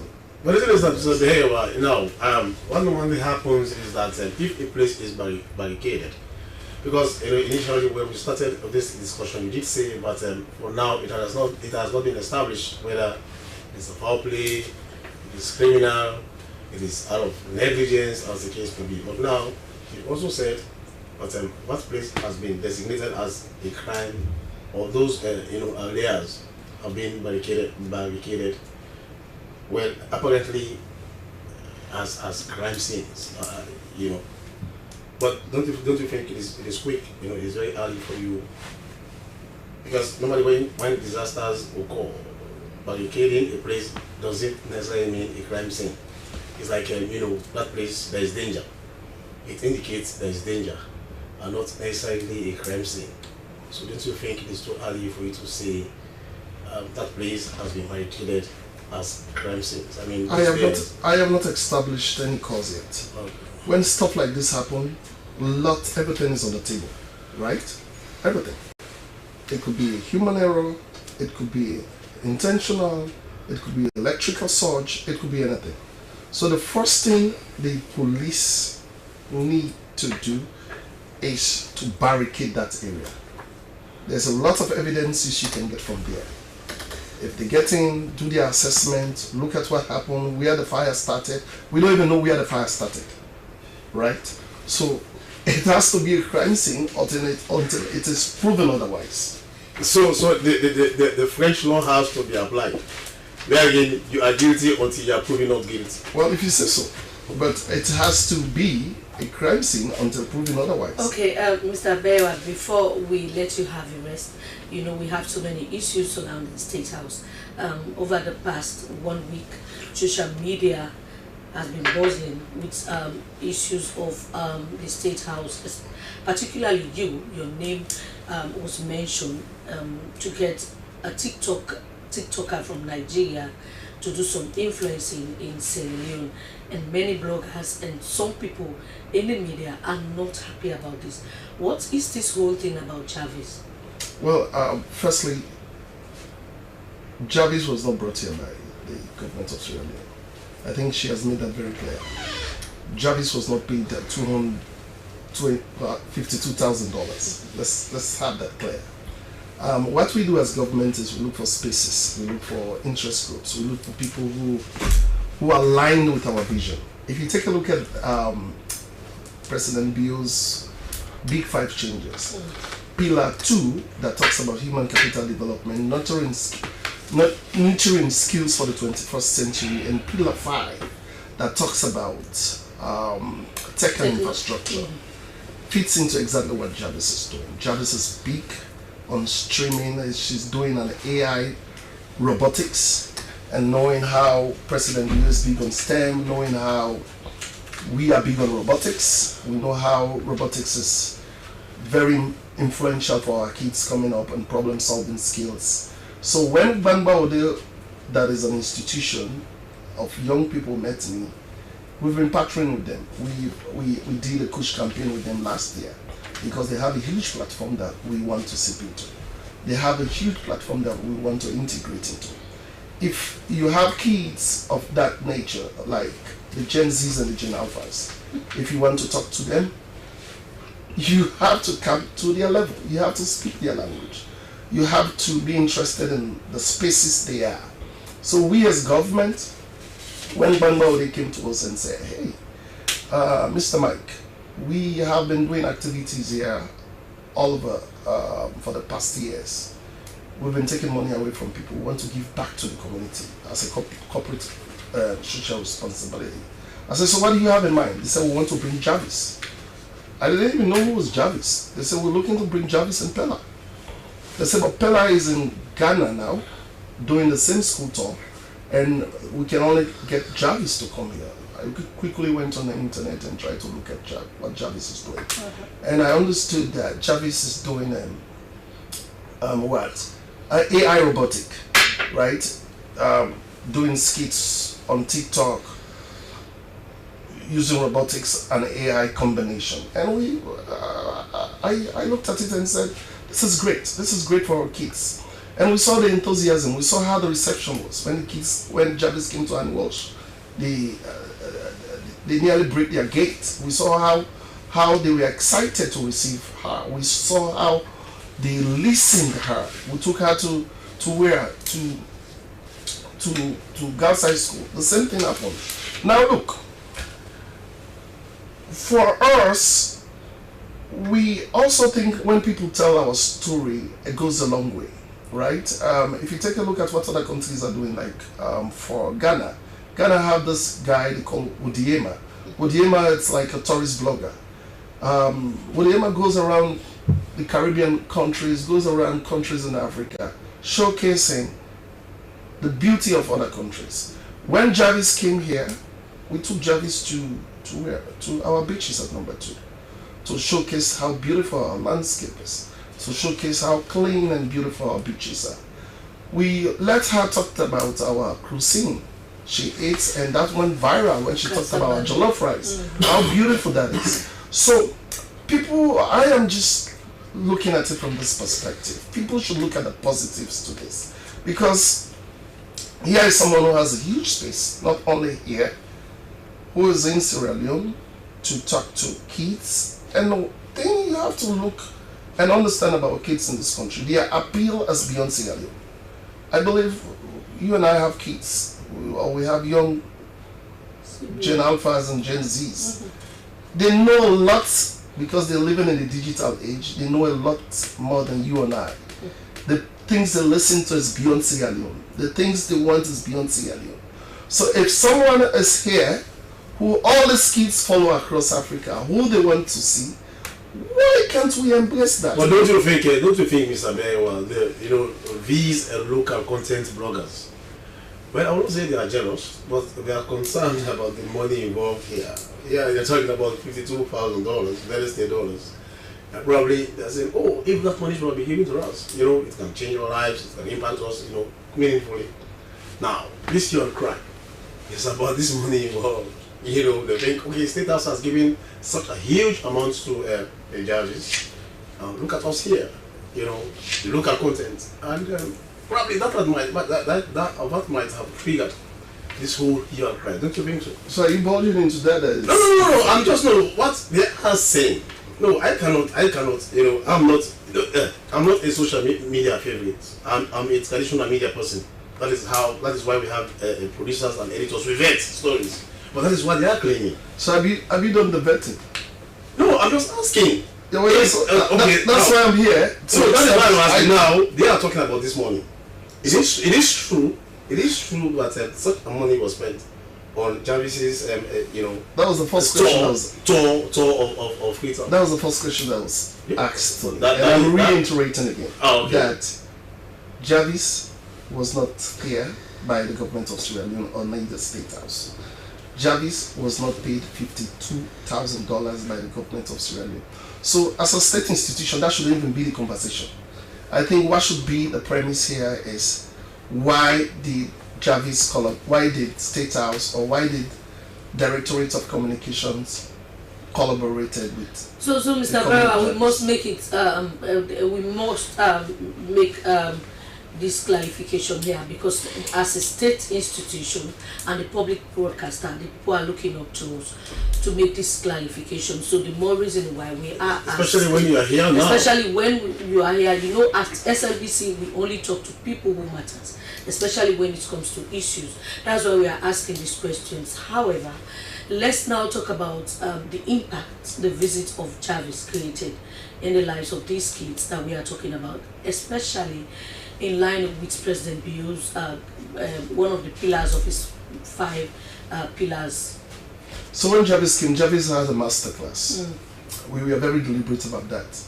That, hey, what can Sierra Leone get out of this? Then we said, okay, can you have a masterclass for our creators, our social media influencers? Then she said, yes, that's a great idea. So the masterclass was on, I think it was a Friday at Radisson Blue. We are in a lot of social media influencers came there. She was talking about monetization. She was talking about how to make money. And we're saying it's not even one of those countries. Right, but she was talking about, we're getting there. We know we're struggling with our monetization, trying to put the regulatory processes in place, but we are there. So since she's here, she spoke about how you make money. You can still make money without monetization through gifters, right? People who watch, if you're a streamer, through gifters, people give you money through that. So she was explaining how you make money, how your content could go viral, how to use social media in a positive way. My sister, let's know this. Social media, it's a very toxic space when it comes to Sierra Leone. If you go to TikTok, it's about algorithms. If you go to TikTok, you type Salon TikTok. The things that come up are not something you and I are proud of. All right, thank you very much. Continue to stay with us. We'll come to you later on in the program to talk more on that particular space. This is Good Morning Sierra Leone, and we are broadcasting live from Broadcasting House. We invite you to participate. We have Mr. Bewa in the studios with us. If you have questions about State House and also this issue of bringing in Jarvis, just send them to the number on your screen or go to our Facebook page, SLBC TV Live. We continue with the program and we now go to one of our headline stories. The announcement by the Ministry of Basic and Senior Secondary Education, MBSSC, that pupils who were left out on the 2025 government was as a result of schools' failure to upload pupils' continuous assessment scores CAS into the West African Examination Council WAEC portal will not take this year government was, but should prepare to take the November private was as an alternative which will serve as an advantage to them. Since the announcement, senior educationists in the person of Sylvester Mill has been encouraging pupils who were left out from this year's government was to prepare and take the forthcoming private was in November this year as an alternative. But why is Mr. Mill encouraging these pupils who seemingly have been gripped by fear to take the upcoming private was as their first attempt? To answer these questions, we have in the studio Mr. Mill. Good morning, Mr. Mill. Good morning, madam. So why are you calling the other pupils who already they have their mindset that the private was is difficult? They have their mindset about it. Why? I want to say, first of all, want to thank the government for taking action to ensure that those whose names were left out are going to take the exams. The private WAS has a number of advantages. Number one, it is not calling for continuous assessments. Number two, I am in the commercial area. There are certain subjects that have a number of topics in them. Take, for example, economics, business management, commerce, clerical office duties. All of those subjects have BM, banking and finance as a topic there. So be assured if you take it, one of those subjects will definitely have questions this year for the exam. Even if you go further, business management, commerce, economics, they have international trade, they have business units. These are topics that are in these subjects. So if you do all those subjects, you have an advantage. But if you are taking school WAS, they have subject groupings. You will not be allowed to take all of these subjects at the same time. That is why some of them, they will register for literature, management in living, they will register for health science. When you go to inspect the exams, you have a lot of absentees because they have their own subject areas they are interested in. But when you are taking the private WAS, you can take all of these subjects. But Mr. Miu, don't you think, the private WAS, you like you mentioned, it doesn't require CAS, continuous assessment. But don't you think these people, or these candidates, it would be a disadvantage to them that there will be no CAS? Because the CAS in the normal school system is a top-up. It goes for 40%. And in the private WAS, there is no 40%. So don't you think these people who are attempting the WAS for the very first time, will be at a disadvantaged end? No, they will not be. It is even to their advantage. When you talk about CAS, it's continuous assessment mark. It goes for 40%. It goes for 30%. Yes. Okay. And when the teachers inflate your CAS mark, and the actual mark you perform, they call it TAS. It's an American who developed this system. If they raise your CAS mark that you have passed and the TAS mark you did not do well, it's going to bring your grade right down. So your CAS mark has to be very realistic. But there are pupils, who it's the challenge I am. Now I'm talking about pupils, not about those inflated marks, those marks that are given. I'm talking about marks that are earned. For example, there are some pupils, they are doing very well in their class exams, assignments, as the case may be, and they also go to WAS and perform. So now, yes, probably those teachers might inflate marks. That is just an aside. But I'm talking about pupils who are adequately prepared, who are going through the school system from SSS 1, 2, and 3. They've got all their marks. And I'll go into the WASC with the expectation that, I am an A candidate. I am, B candidate, as the case may be.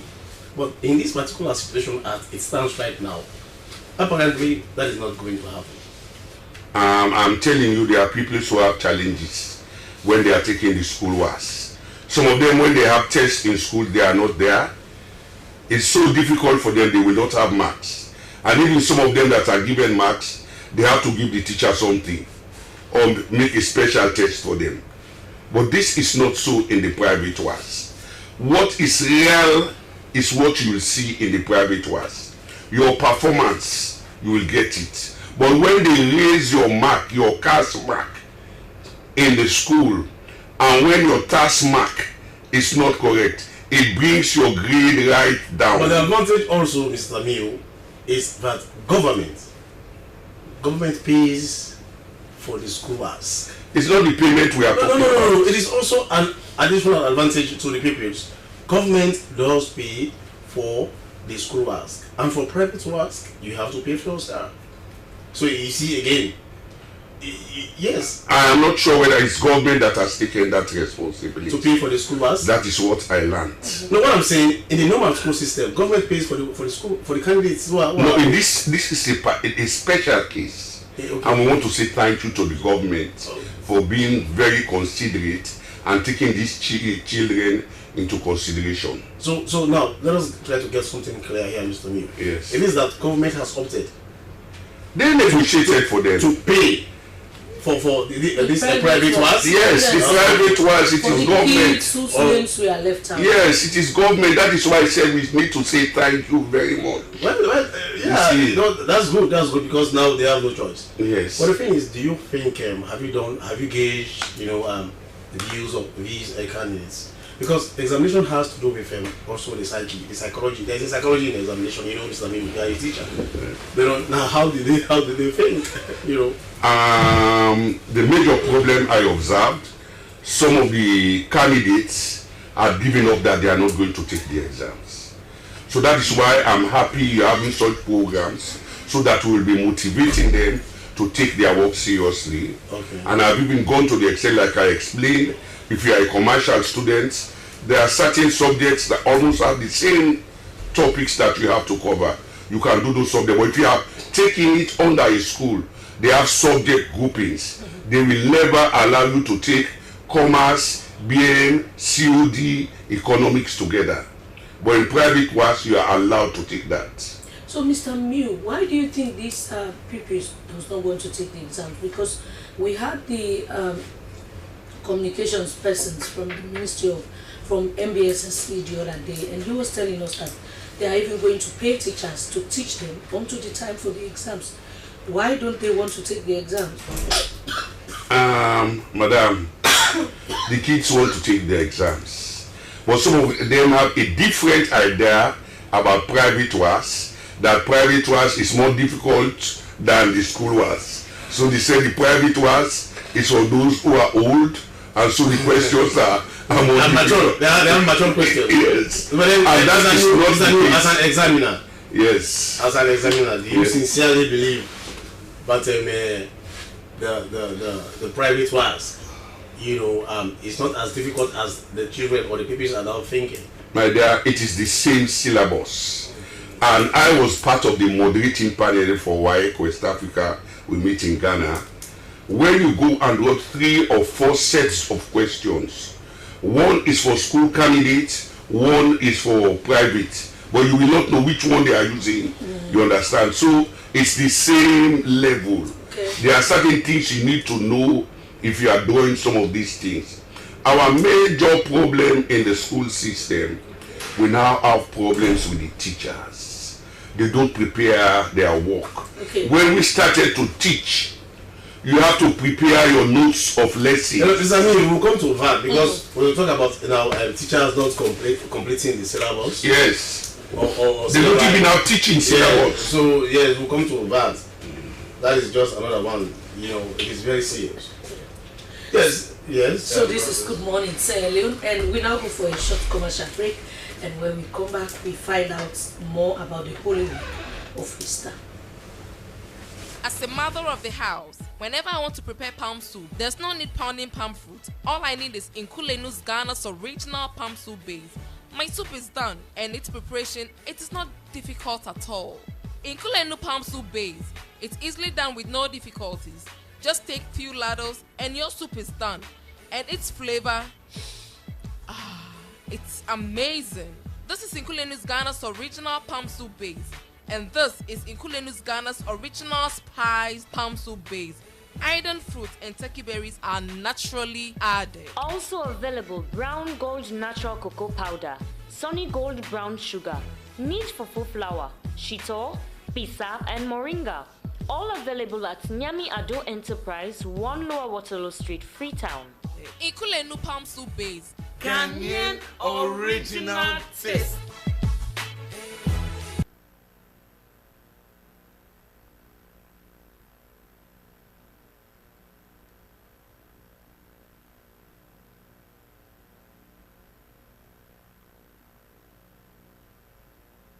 We are back, and the program you are still watching is Good Morning Sierra Leone, live from the Sierra Leone Broadcasting Corporation. Well, still be reminded that we have Mike Abewa, Director of Communications in the Office of the President, and also Sylvester Mew, an educationist.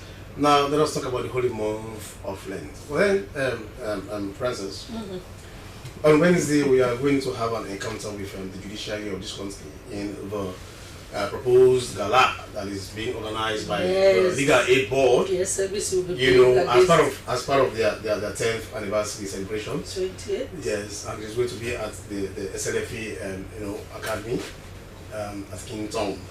Well, our first encounter is going to be against the judiciary of this country.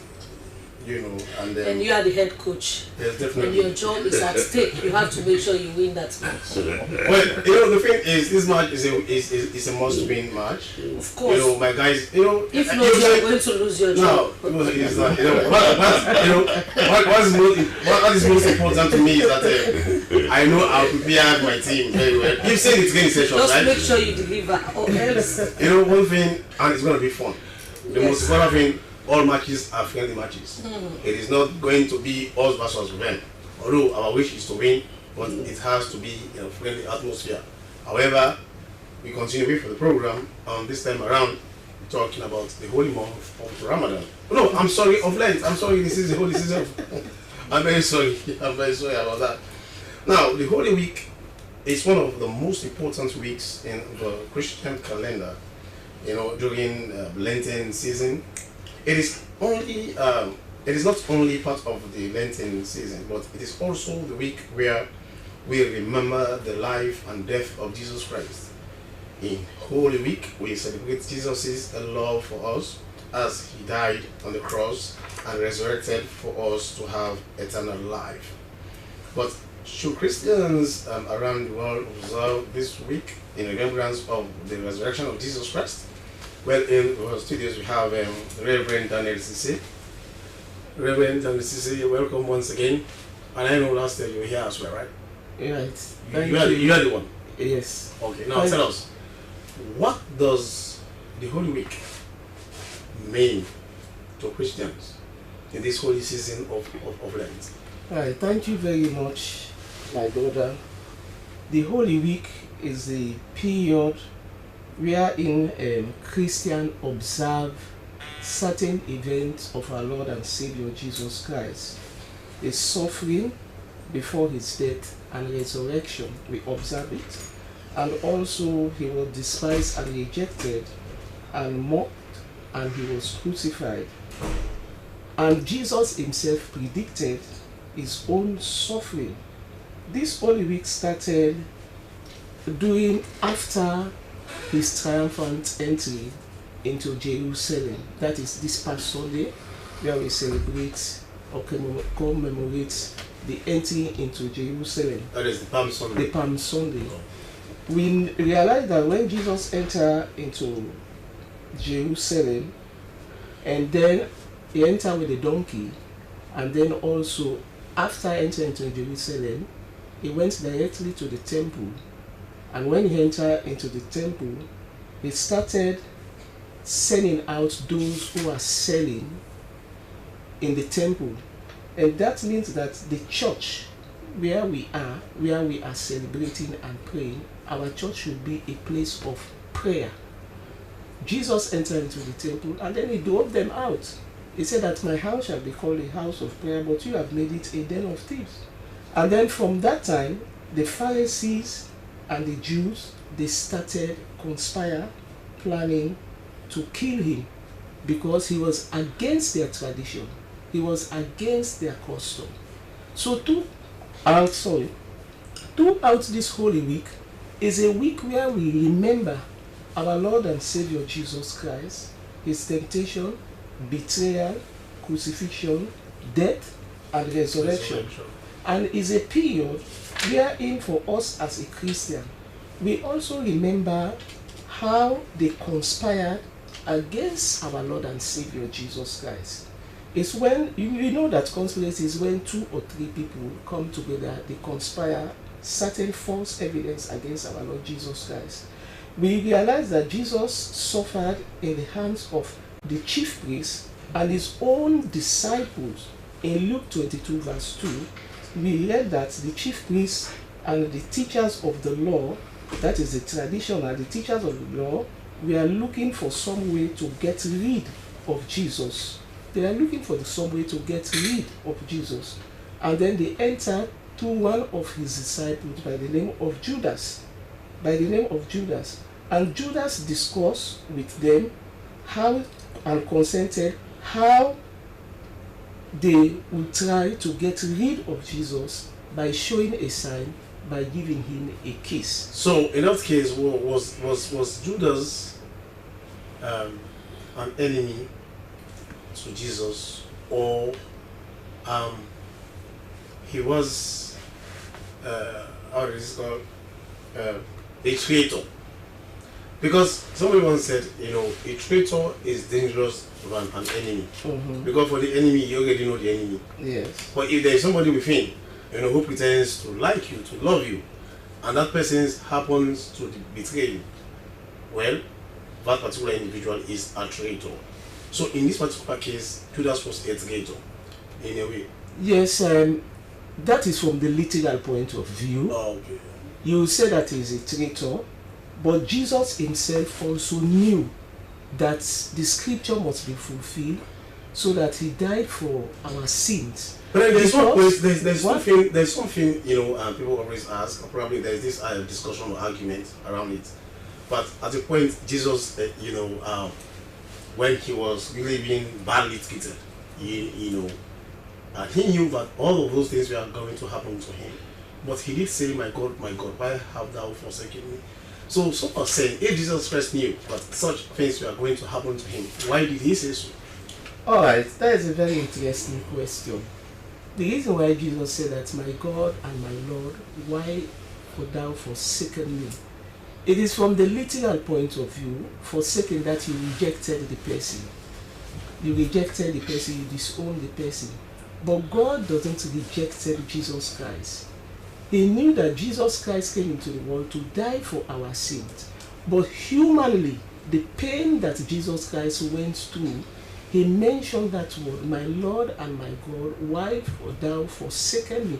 That you have given me up as a sacrifice. Not that he rejected Jesus, because you find out that even Judas, Jesus himself predicted that when he was with them. He said that among you there is someone who is among us who will betray me. The one who has dipped his hand into the bowl with me will betray me. Okay. You see, Jesus himself knew that. So, Reverend, what is expected of Christians during this holy week? Well, the expectation for us as a Christian this Holy Week is very important. It's a time that we spend time in fasting and prayer. It's the time we spend much time in fasting and prayer, and we focus our attention on our Lord and Savior Jesus Christ. All right. Thank you very much, Reverend. Continue to stay with us. We go back to the Director of Communications at State House, Mike Bear. Now, I have a message here. I was just reading through on our Facebook page, and this person is saying, I think this is a, where is it? I just saw it. That this is a positive, okay, look at it. This message says, Jarvis effect has started showing. Look like her trip to Sierra Leone has been impactful because we now have our very own AI. Meet Aisha Sierra Leone AI that's starving. So this and I'm seeing the video. This person has just sent the video, but we'll have to look at it after the program. That the Jarvis effect. Well, do you think that's one of engagement with Jarvis and the other content creators in Sierra Leone is enough to get what you actually want? It's not enough. It's not enough. And the government has been doing this. Has been collaborating. It's just that much of this is not hard because maybe either we are not populating it more, or either people just want to hop on something that is trending. So let me come in. This government has organized a tech summit wherein they called all creators, all influencers to come on one stage and exhibit what they are made up of, to show their talent. We did not see much of that on social media. This government is taking young people from this country, taking them to another country on a robotic competition. We don't see much of that trending on social media. This government, under the Ministry of Youth Affairs, has employed content creators. You know, I just want to broaden when people say we are not empowering our own. So just now you said when you go to TikTok and then you type Sierra Leone TikTok, you say a lot of things that you will not be pleased with. So what are you doing in that direction? Because we are living in the world of AI. It's very important and the world is moving towards that. It is only by the grace of God that the traditional media is still thriving, because some people, if it's not from the SLBC, they don't believe it's the fact. So what are you doing in that area to even capacitate those that you think, you know, they'll be able to create the impact? Because if you always get Javis or foreigners to come, they will have to go. Their stay here is limited. So you have other influential TikTokers or content creators in Sierra Leone whom you can use to help the others. So I totally agree with you, and I totally wish I could have funds to do that. But unfortunately, these funds were not provided by my government. It was not provided by my office. I am just collaborating. If I see space, if I see areas where I think you could that advise. aligns with our vision, that's what I advise. One of the things I advised was the masterclass. Now an organization who I am not spending no money to decides to come with whosoever they want to come with. I don't care how much they pay that person. For me, it's about the impact on Sierra Leoneans. I suggested that, what about if we can have a masterclass with her? What about if we can call some of our influencers to come around her? Let her tell a story. Let her share. How did she get to where she is? How can they collaborate? How can they network? For me, representing government, I think that is one positive thing. And we're seeing the effect, just like what you said. We are seeing it instantly. Like all influencers who partnered, who came to the masterclass, who did skits with Javis, who connected to Javis, who spoke to Javis' management team.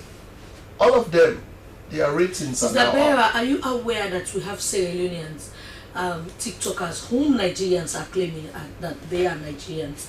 We have, for example, there is this whole issue about Princess Safa being a Nigerian. Nigerians are always saying that she is a Nigerian, but she is actually a Sierra Leonean, which means we have people here who can do it. They only need a platform, just as you're saying. And then you are in a better position, you know, to partner with these same people who went to your office to make sure you help them to get these people into Sierra Leone, to say, look, we can do better with our guys here. Let's bring them together and do some training. At the end of the day, we'll see the difference. So it starts with partnership. It starts with collaboration. It starts with networking. And that's exactly what the masterclass was about. Which you can help. And that's what I did. Okay. And that's what we did from a government. I don't want to take the credit for everything. I'm saying government. Yeah. So that's what we did. That's why we said we want to have a masterclass. The masterclass, the Minister of Basic and Secondary Education was there. The Deputy Minister of Communication, who's the Minister of Youth Affairs designate now, was there. We had other people from DSTI who were there. So it was very educative, right? Bringing all of them together, Javis sharing her story, Q&As, questions and answers, interacting, taking pictures. But it's a very well now. Our partnership is good, but at times when it comes from the government, I mean, when government champions something and now invite others to partner, you know, the impact will be huge. So, are you thinking of spearheading such a venture? Like Frances mentioned, we have raw talents here in this country. It is just a matter of polishing them. They can do great things. Now, are you thinking of government, spearhead and then encouraging collaboration, partnership? I wish I had the money. I wish we can talk to President Bill to give me funds to do that. I just made mention that government has been doing it. It's not like I just made but mention. But you're probably saying Right, government. No, but everybody. It's the tech summit, the recent tech summit by the Ministry of Communication. This is all what it is about. We are in creators, influencers. We are all gathered at Beauty Money Hotel. It was huge. They brought people from the United States. Guys came on stage to exhibit their talent, showcase what they can do, all centered around what? Innovation. Right? They are taking students here for robotic competitions, taking them to world stages. So I am just explaining. In fact, there is one who won, and one of these days, was it on Friday? This West Africa semi-finals, organized by the Ministry of Communications now, and the person stands a chance of winning $1 million United States dollars. So this is what I'm saying, sir. Okay, and that is, yes. So this is what. So when people on social media is like, government is not doing nothing, even though this is not a government's initiative. But people bashing government like we are not doing nothing, we don't care about the young people. I'm just laying the premise of what we have done. Mr. Biwa, quickly. Now, the State House. Let us go back to the fire incident quickly before you go. Okay. Now, what is the state of the office of the president? Because State House houses the office of the president. But according to information that the offices that were affected include that of the office of Dr. Kane Keller and part of the presidential press secretary. No other offices were mentioned in those social media, postings. But then, is the office of the president safe? Yeah, categorically, I don't want to be very specific about offices that were damaged because of investigation is still going. I don't want to run before the investigation. But what I will tell you, the office of the president is safe. Okay. Right? Other offices we are affected, we are damaged extensively, but I don't want to be specific, start calling names, this office, this office, this office, this office. Like I said again, let's wait for the full investigation. Forensics are still going on today. Let's wait after they gather all the facts. We'll come here, or I will come here, or CBAN will come here and give you full details of what's happening. Finally, Mr. Berwa, this is State House, and this issue of fire incident across the city is a concern to every Sierra Leonean, and the president is the Minister of Energy, and now his office is being involved. Don't you think it's a wake-up call to pay attention to issues around? It's a need a wake-up call. To be very sincere, ma'am, there's a lot of issues that needs to be fixed in this country. It cuts across every level. It should start with the energy sector. Yeah, well, we've been having an energy problem years and years back. But there's room for us to fix it. Yeah, that's why. That's why you've seen the reforms that have been there. That's why President appointed Dr. Kane Keller to lead in that sector. Much has not been seen. Well, you can't say much have not been seen. Maybe say maybe much has not been known. But you can't say much have not been seen. No, but we need to see the reality, because you must have been doing some good job behind the scene. But it is only when I access electricity on a normal basis, on a daily basis, and then I'll begin to say, yes, I'm seeing electricity, yes, for some time. But for the past few months, So this is what I'm saying. We don't also have to blame EDSA. I am not speaking for EDSA, but I just, as a Sierra Leonean, we don't have to just blame EDSA for everything. There could be a lot of factors responsible for this. Even you as an individual, it depends on the appliances you're using. It depends on if you take the right person who is trained, qualified, certified to electrify your house. More reason for more education. Right, to certify your house. Are you following the regulations? My sister, this country, how many people are building houses are taking them? Alright, thank you very much. We don't have enough time for you because you have so much to say. There is the need for an exclusive interview with Mr. Mike Ebewa because he has a lot of things to talk about. But then quickly, let's just go through the papers. Now, in front of me here, I have an Aoko newspaper which says, historic partnership, Information Ministry joins forces with Frabia College to boost civic education. Also here in the Aoko newspaper, Minister Matai Matai charts a new course for mining from extraction to employment. These are some of the stories. No, I cannot forget. I don't even attempt to forget. Albert Academy crowned National Youth Debate champion. All right, congratulations to your school. And from the Aoko newspaper, we now go to the AYV newspaper quickly. Top in Premier League table, Eastern Lions chairman Navodili celebrates team Unagod, Motaman, not to God, blah. You all know the Musa Tomo brand. And from that story, we go to State House flames. Government says President's office is safe. This story is plus more. You go out there and grab the AYV newspaper. Well, that has just been confirmed by Lodessa President the Director of Communications, at State House. But the office of the President is safe. Now, the Standard Times says 1 megawatts solar energy project for Jalab University. Wow, this is good news. President Bio launches the 10th edition Africa Diamond Mining Week.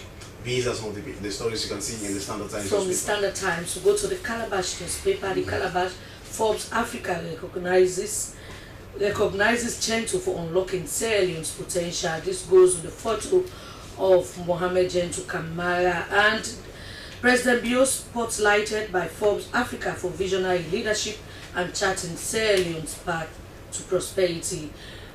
This stories plus more Mines featured in Forbes Africa as a model of responsible mining. You go out there and grab the Calabash newspaper and you well, I think here my final paper here, I don't know the list, is the Awareness Times newspaper, which says as government urges the general public to stay calm and follow official updates, fire breaks out at State House. AfriCell and Media Matters train rural girls in tech. These are some of the stories you can see in the Awareness Times newspaper. And the final paper for today is the A to Z newspaper. A to Z newspaper, global leaders converge to tackle urgent challenges, and President Bio deepens bilateral ties with Kosovo. Yes, indeed. Doing the sidelines of the diplomatic conference. I think this story is plus more you find in the A to Z newspaper. Well, then, quickly, before we go, we are still in the holy month of Lent. Now, Reverend Daniel Sise, now, we are in the holy month of Lent, and, this is Holy Week. Now, what do you want to leave with your viewer or listener about the significance of this particular week? What is expected of every Christian? Well, we as Christians, we should spend time in prayer, because Jesus Christ himself said that in Luke chapter 22 in verse 40, he said to the disciple, not only to his disciple but to us, that we should pray so that we will not fall into temptation, because this particular Holy Week is a period of temptation and trials. So for us, like it happens to Jesus Christ. Yes. The thing is that Jesus fasted for 40 days and 40 nights. Exactly. As humans. Yes. Is that possible? Yeah, it's possible. 40 days and 40 nights. 40 days and 40 nights. Literally, you are saying that Jesus Christ fasted for 40 days and 40 nights. If it is possible with human, at times it is possible. Because when you are fasted for 40 days or 40 nights, it's the Holy Spirit that will minister to you. You are seeing yourself literally, but the Holy Spirit ministered to Jesus on that particular time. Right. That is why the devil went to him to tempt him. But Jesus Christ rejected. Thank you very much, Reverend Daniel Sise, and we wish you all the best and all Christians happy Easter in advance. Quickly, Mr. Mew, your message to these people who think that the private WAS is difficult. The private WAS is not difficult. It's the same level of questions that are the one for the school WAS. It's the same level of questions they are expecting. We just want to admonish the pupils. Let them make good use of the opportunity they have now. Learning is better than silver and gold. Time and tide waits for no man. All right, thank you very much. He is Sylvester Mew, and he has been talking to pupils and will continue to get in here to educate us about the private WAS that will be taken by school pupils who were left out to take this year's school WAS. But this is how we say goodbye. Francis Bernard is my name. Have a lovely and wonderful day. Goodbye. I am Sheikh Usmaila saying have a wonderful day and continue watching the Sierra Leone Broadcasting Corporation Television as I keep on informing or reminding you, this studio we are using right now for television broadcast is just, it's just a temple because we are giving facelift to our main TV studio. The reason they are seeing us, we are seeing this background is because yes, indeed, we are giving a very can I say marvelous or whatsoever facelift to the main studios, and that is how we say goodbye. Many thanks to the entire production team, especially producer William Wise. I am Sheku Sumeda saying goodbye and have a splendid day. As a mother of the house, whenever I want to prepare palm soup, there's no need pounding palm fruit. All I need is Nkulenu's Ghana's original palm soup base. My soup is done, and its preparation, it is not difficult at all. Nkulenu palm soup base, it's easily done with no difficulties. Just take few ladles and your soup is done. And its flavor, it's amazing. This is Nkulenu's Ghana's original palm soup base. And this is Nkulenu's Ghana's original spiced palm soup base. Iron fruits and turkey berries are naturally added. Also available Brown Gold Natural Cocoa Powder, Sunny Gold Brown Sugar, Neat Fufu Flour, Shito, Pisa and Moringa. All available at Nyami Ado Enterprise, 1 Lower Waterloo Street, Freetown. Nkulenu palm soup base. Ghanaian original taste.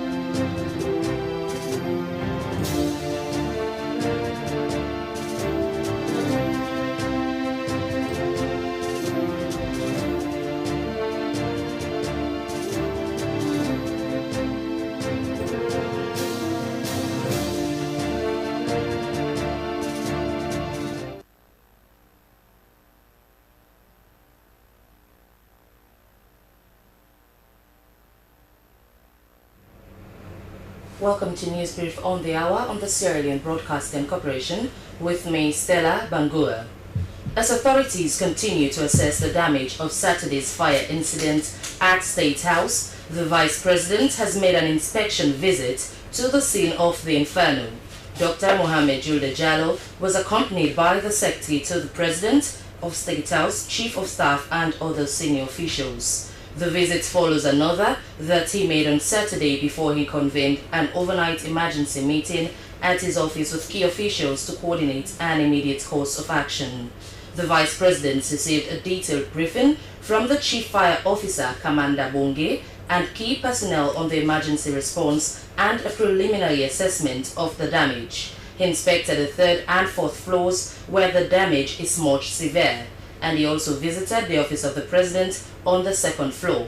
Dr. Julde Jallo convened a high-level interagency response team comprising representatives from law enforcement agencies, engineering experts, the Ministry of Works and Public Assets, and the Electricity Distribution and Supply Authority, EDSA, and other relevant institutions. The response team was charged to conduct a comprehensive investigation into the cause of the blaze, assess the full extent of infrastructural and operational damage, and come up with recommendations for recovery and restoration. An initial report is expected within the week. Meanwhile, a major fire has rendered several people homeless and destroyed property worth millions of leones at the Kebe compound, Texaco Park in Kisi, east of Freetown. A child has also been hospitalized as a result of the incident. The blaze started at about 1 p.m. on Sunday from an adjoining building which was completely destroyed and also hit another building nearby. The cause of the fire has been blamed mainly on the erratic electricity supply. Firefighters could not intervene on time due to challenges going through the mostly crowded Texaco Park. Fire disasters are becoming increasingly frequent in Freetown and across the country in recent times. The causes are sometimes unclear. The World Health Organization Conti WHO office, in collaboration with the Ministry of Health and partners, have commemorated World Health Day on the theme Healthy Beginning, Hopeful Future, with a sub-theme of tackling the public health emergency of preventable maternal and child mortality. The theme highlights the urgent need to address maternal, newborn and child mortality, which aligns with government's declaration of maternal and child mortality as a public health emergency. Chief Medical Officer Dr. Sati Kene emphasized the responsibility of the Ministry of Health to address child mortality and urged district medical officers to work together. The WHO's country representative, Dr. George Ame, called the discussions timely, applauding the efforts of government and frontline health workers in cutting down the number of maternal mortality rates. Giving an overview of the statistics on maternal deaths, the National Coordinator, Maternal and Prenatal Death Surveillance and Response, Zainab Juleba, said the Western Area Rural and Tonkolili districts recorded the highest maternal mortality deaths in 2024, pointing out hemorrhage and hypertension as the major causes of maternal deaths in the country. The National Monitoring and Evaluation Agency, NAMIA, has convened a validation workshop to assess and strengthen the country's evaluation capacity. The meeting was focused on the National Evaluation Capacity Assessments, the National Evaluation Capacity Development Plan, and the Draft National Evaluation Guidelines. The session drew representatives from MDAs, development partners, civil society organizations, and independent evaluators. The goal of the event was to validate findings from earlier consultations and assessments, and to solicit final inputs to refine the country's evaluation frameworks. The Director General of NAMIA, Dr. James Edwin, said the workshop marked a significant step toward improving evaluation systems that can better support evidence-based decision-making in governance and development. He said the proposed National Evaluation Capacity Development Plan is expected to serve as a roadmap to build and sustain evaluation capacity at all levels in the country. The consultant, Rediet Adiebe Kabeta, identified some challenges such as weak institution structures, limited leadership support, and inadequate staffing and technical capacity in many M&E offices across the country. And finally, for Newsbrief, as part of efforts to popularize and encourage international students to pursue tertiary education in India, a team from the Sharda University in Delhi, India, has engaged Sierra Leonean students from various secondary schools and university and colleges in the country. The engagement at the Freetown City Council Auditorium was intended to inform Sierra Leonean students about the programs and scholarship opportunities at the Sharda University. Located in the Indian capital, Sharda has seen significant increased enrollments from Africa, with students from over 40 countries, including neighboring Liberia, which boasts of over 250 present and past students. International Relations Manager at Sharda University, Sahin Saini, said their target was to secure 250 students from Sierra Leone for the next academic year. And that's the end of Newsbrief on the Hour on the Sierra Leone Broadcasting Corporation. With me, Stella Bangura. Stay tuned.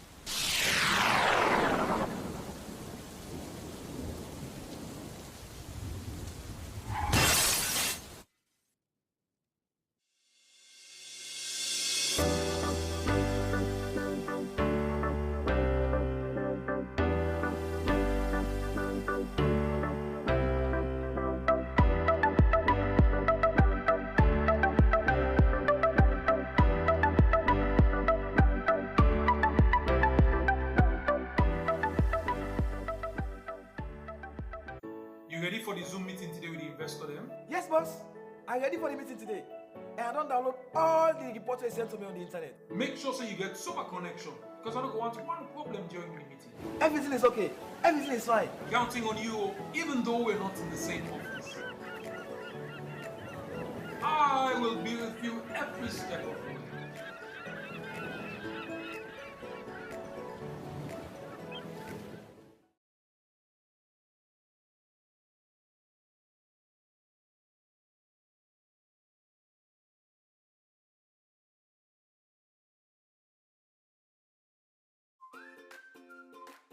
As mama, I always want waiting best for me picking them, especially when it comes out waiting them for eat and drink. Now this make I always they choose Sarah juice because they make come from with local foods them and nutritious and it gets less sugar than the other drinks them. Not to me say so. We last test show say Sierra juice gets 50% less sugar than the other drinks them na the market. Because we mama they know waiting best for we picking them, now you make we always they choose Sierra juice. Sierra juice and nutritious, a healthy and it's sweet. Sierra juice, not the taste of Salome. Mr. Ambassador chilling with fine face. You're okay, show them you stand like a big nami style. So they just kill the vet. They decide just the red. He's back. The most handsome, trending R&B singer, Fine Face, is set to take you all to the prestigious Bintumani Hotel on the 25th of April with his hit single, Nami Style, featuring Ambassador, the King, Cal Dinero. This is a musical concert you don't want to miss. Fine Face will be performing hit songs like Best of Me. You will get the best of me. Said I'm talking and it's coming from my heart. You gon' get the best of me. For you sake. I go crazy for you, and I go die for you. Anything where you want, baby girl, I go face for you. Hey, marry me. Me, I go marry you. It like you take. I go patient, I go wait to. It like you take. Me, I go marry you. Dengue and pose. I the dengue, I the pose. Anytime they want them, I they give them overdose. I the dengue, and I the pose. They let the hits, then go see me by fools. And many more. Also witness the formal unveiling of the Sing for Education project, in which 50% of proceeds from the events will be donated to the Sing for Education funding accounts. Musicians like Starzy, Rezo Collabo, Incredible JJ, Bacatino, Speedo, and many more will be live on stage. The first 100 people to arrive at the gate will receive a newly rebranded Sierra Juice for free. Ticket prices: 100 Leons Ordinary, 300 Leons VIP Single, 500 Leons VIP Double, and VVIP by donation. For more information, contact Sexy Dija on 030-264-811 or 079-283-759. It's the Fine Face Nami Style Concert featuring Ambassador Cal De Niro on April 25th in Tumani Hotel. You don't want to miss it. Yeah, man.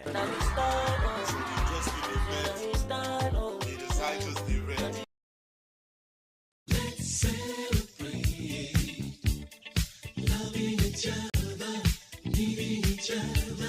On this is Goodies April 27 Independence Day. This 1 year so, not the volume 25, not the as prison band and the classic beats will be making them last year and a family kingdom will make all man dance there in shoes in left day. In on top there, the champion, the Igwe, the Kulubom, amazing dance band. Well, this is civilian versus officer. And inside this band competition, instruments go see instruments wait, seven drum, bata, tumba. Well, also all the different band and they don't play their instruments here. Now good sound go ticklish you, yes. Independence Day April 27. All these the goodies Day April 27. All these the goodies na the family kingdom. For the family kingdom. For the ticket price we get for take you all night long. Now 150 new Leons. 6 to 6. Let we celebrate Mama Salon with all these the goodies to 6. Let we celebrate Mama Salon with all these the goodies. You will get the best afro. You will get the best bump in. All that one day all these the goodies don't prepare them for let you say go get package inside the all these the goodies. Now family kingdom April 27 for just 150 new Leons. Food and drinks go there for price we go fit you pocket. And in on top there, we get the DJ that we get for finger dots music for we. We get the champion DJ Red Out of Olive Garden and the Lonely Beach. DJ Sam J of United States of America. Sound go see sound, music go see music. Sirato go see Sirato. When this we call Boko. When this we call Boko enjoyment, small couple. Let we all go rock ballad. Let we enjoy ourselves because now the only place that day there, April 27, now family kingdom, Independence Day. All these the goodies inside the volume 25. See you when we see you.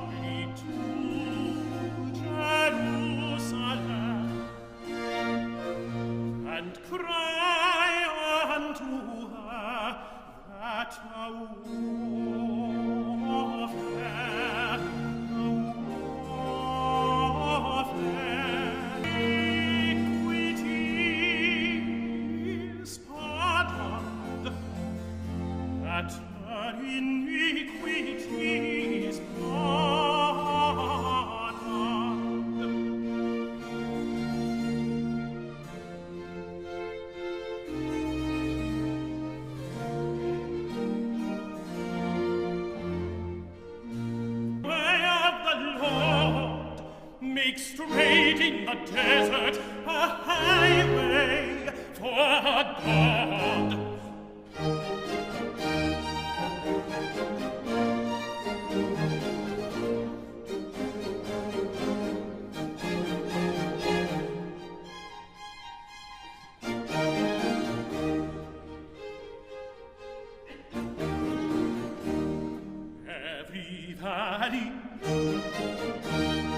Every valley shall be exalted, shall be exalted,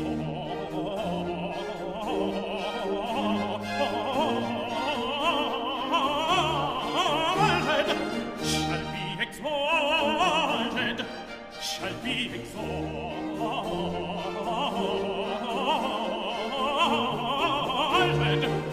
and every mountain and hill below.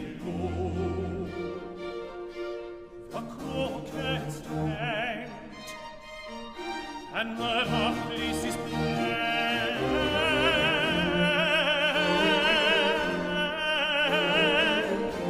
The crooked straight, and the rough places plain.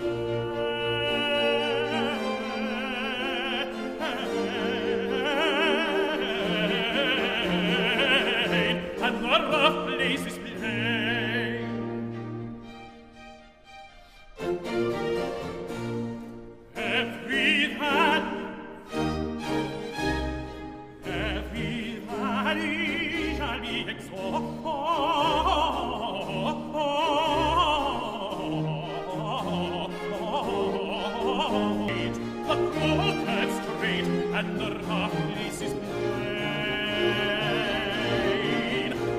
the rough place is plain, and the rough place is plain.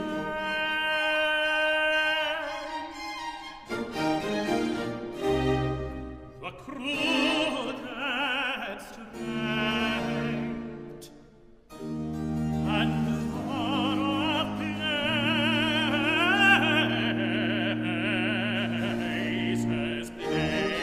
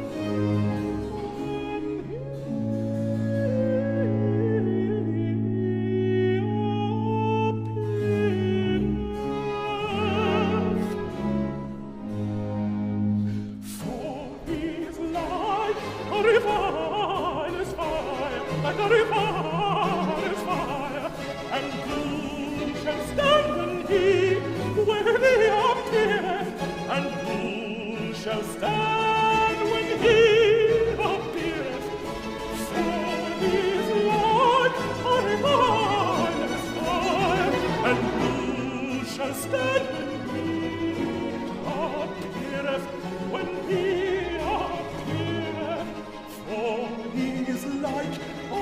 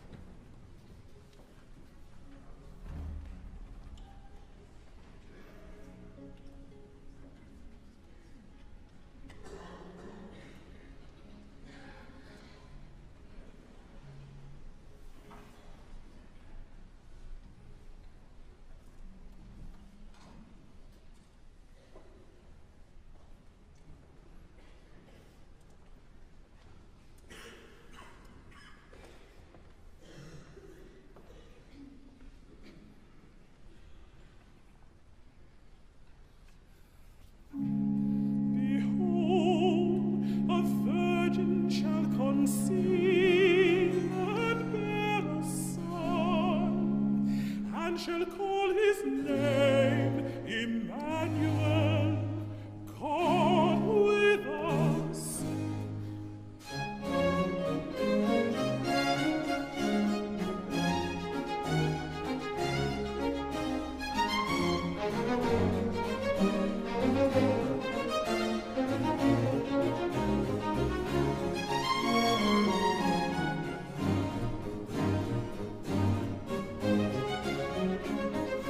O thou that tellest good tidings to Zion,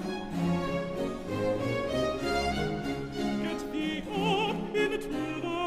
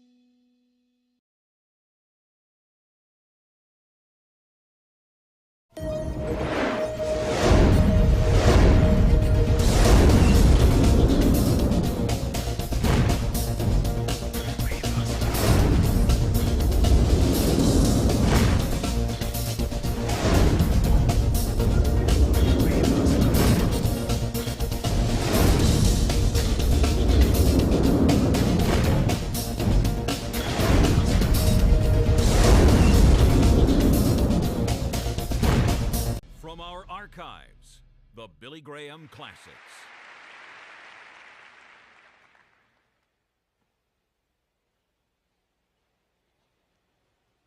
One of the television networks ran a series of 5 programs on the early days of Christianity, and they included the crucifixion of Jesus Christ, one of the most graphic pictures I have ever seen. And among all the emblems of the world, none is admired, glorified, and worshiped as the cross. It was the instrument of Christ's suffering and death, and it's also the instrument of our salvation. The history of the cross is very interesting because it goes back to India, it goes back to China, long before Christ ever came. And the victim, as you know, was fastened to the cross by cords, or his hands were nailed, and he was left to die. And the heat of the sun, the pull of his body, and the torture that he'd had before he was on the cross, it took sometimes 2 and 3 days and sometimes a week for a person to die on a cross. The most terrible, the most awful, the most painful way to die that we can imagine. But by the time of Constantine in the 4th century, and he had become a Christian or a professing Christian, It was, as an instrument of torture, it had been abolished. And later, Christian nations started to use the cross as a symbol of Christianity. It was embossed upon their chariots, upon whatever they had. And the cross became the symbol of everything that Christianity stood for. And through such organizations as the Red Cross, it's become an international sign of goodwill and help to other people. Hebrews, the 6th chapter, it says, "For it is impossible for those who were once enlightened and have tasted of the heavenly gift and were made partakers of the Holy Spirit and have tasted the good word of God and the powers of the world to come, if they shall fall away, to renew them again to repentance, seeing that they crucify to themselves the Son of God afresh and put him to open shame." Every time the gospel is proclaimed, those who hear the message and receive Christ as Savior come by the way of the cross. But if you neglect or refuse God's offer of love and mercy from the cross, you help crucify Jesus Christ. That's the reason it's wrong to say that the Jews crucified Christ, as Christians said, especially in the Middle Ages, and they used to try to make Jews converts at the end of a sword, or point a gun at their head, or a knife at their throat to try to make them converted, because they said they would Christ killers. They did not kill Christ. You know who killed Christ? All of us. We all had a part in his death, because his death was planned before the foundation of the world, because of sin. And the Bible says we've all sinned and come short of the glory of God. There are 4 dimensions of the cross that I think about when I talk about it. I think about the breadth of the cross. The love of Christ is manifested in the cross of Christ that includes everybody. God's love extends to Africa, to Asia, to Latin America, to Russia, to China, to America, to Canada, to the whole world. It includes you, whoever you are, whatever your religion, or if you have no religion. God loves you, and he says from the cross, "I love you." Then there's the length of the cross. It has no measure. It extends from eternity to eternity, from everlasting to everlasting. When Noah built the ark, do you know how long it was? 450 feet long. When Solomon built the temple, you know how long it was? 60 cubits. If you build a shed for garden tools, you can measure the lumber with a ruler. But how can you measure the end to end of God's love in the cross? The Bible says, Paul said that God's love surpasses knowledge. There's no way that our finite minds can even begin to understand the love of God that would give his Son on the cross to die for you. Because you and I deserve that death. We deserved hell and judgment. And then I think of the height of the cross. It extends to the throne of God. It doesn't matter how high heaven is. Through the cross, God draws all men to him. And you have to make a decision about Jesus Christ. Scientists are looking out into space further and further. But you can't get beyond the love of God. The cross covers to the very gates of hell. How deep is it? There are people today that are trying to find how deep they can go into the heart of the earth and how deep space is. They can't get away from God, because as we study the depths of energy, we're looking for unity. That's one of the reasons they're making that study in Illinois. And the Bible says, oh, the depth of the riches of the wisdom and knowledge of God. It can draw every sinner up to the exalted height of heaven. And I, if I be lifted up from the earth, will draw all men unto me, said Jesus. Think of the cross a moment and think of his suffering for you and for me. It said that Jesus endured 5 basic wounds that medical science defines as: first, contussion, when they beat him on the head. and tortured him and put a crown of thorns on him for you. Laceration. They bared his back and took long leather whips with steel pellets on the end and beat him until he was bleeding from head to toe. That was the Roman way. They tortured prisoners before they took them to the cross. Then there was penetration when they crushed that crown of thorns on his brow and his head bled. There was perforation when they drove the nails through his hands and feet. There was incision when they put the spear in his side. That suffering, those nails through his hands and feet, were driven by you and me and all the peoples of the world, because we all had a part in the death of Christ because of our sins. Our sins put him to the cross, and you participated. You may be watching by television somewhere, and you would like to come to the cross tonight and find God's love and God's forgiveness and God's touch on your life. You'll see on the screen there a number. You can call it, and their counsel is standing by ready to talk with you. You might have to call several times, but keep calling. You'll get somebody. They'll be there all evening, and they'll help you and send you some literature to help you understand and to help you live the Christian life. And I'm going to ask people here after a while to come to Christ. And then I want us to look at the cross from another point of view. I want us to look at the sayings of Christ from the cross. We usually hear a sermon like this on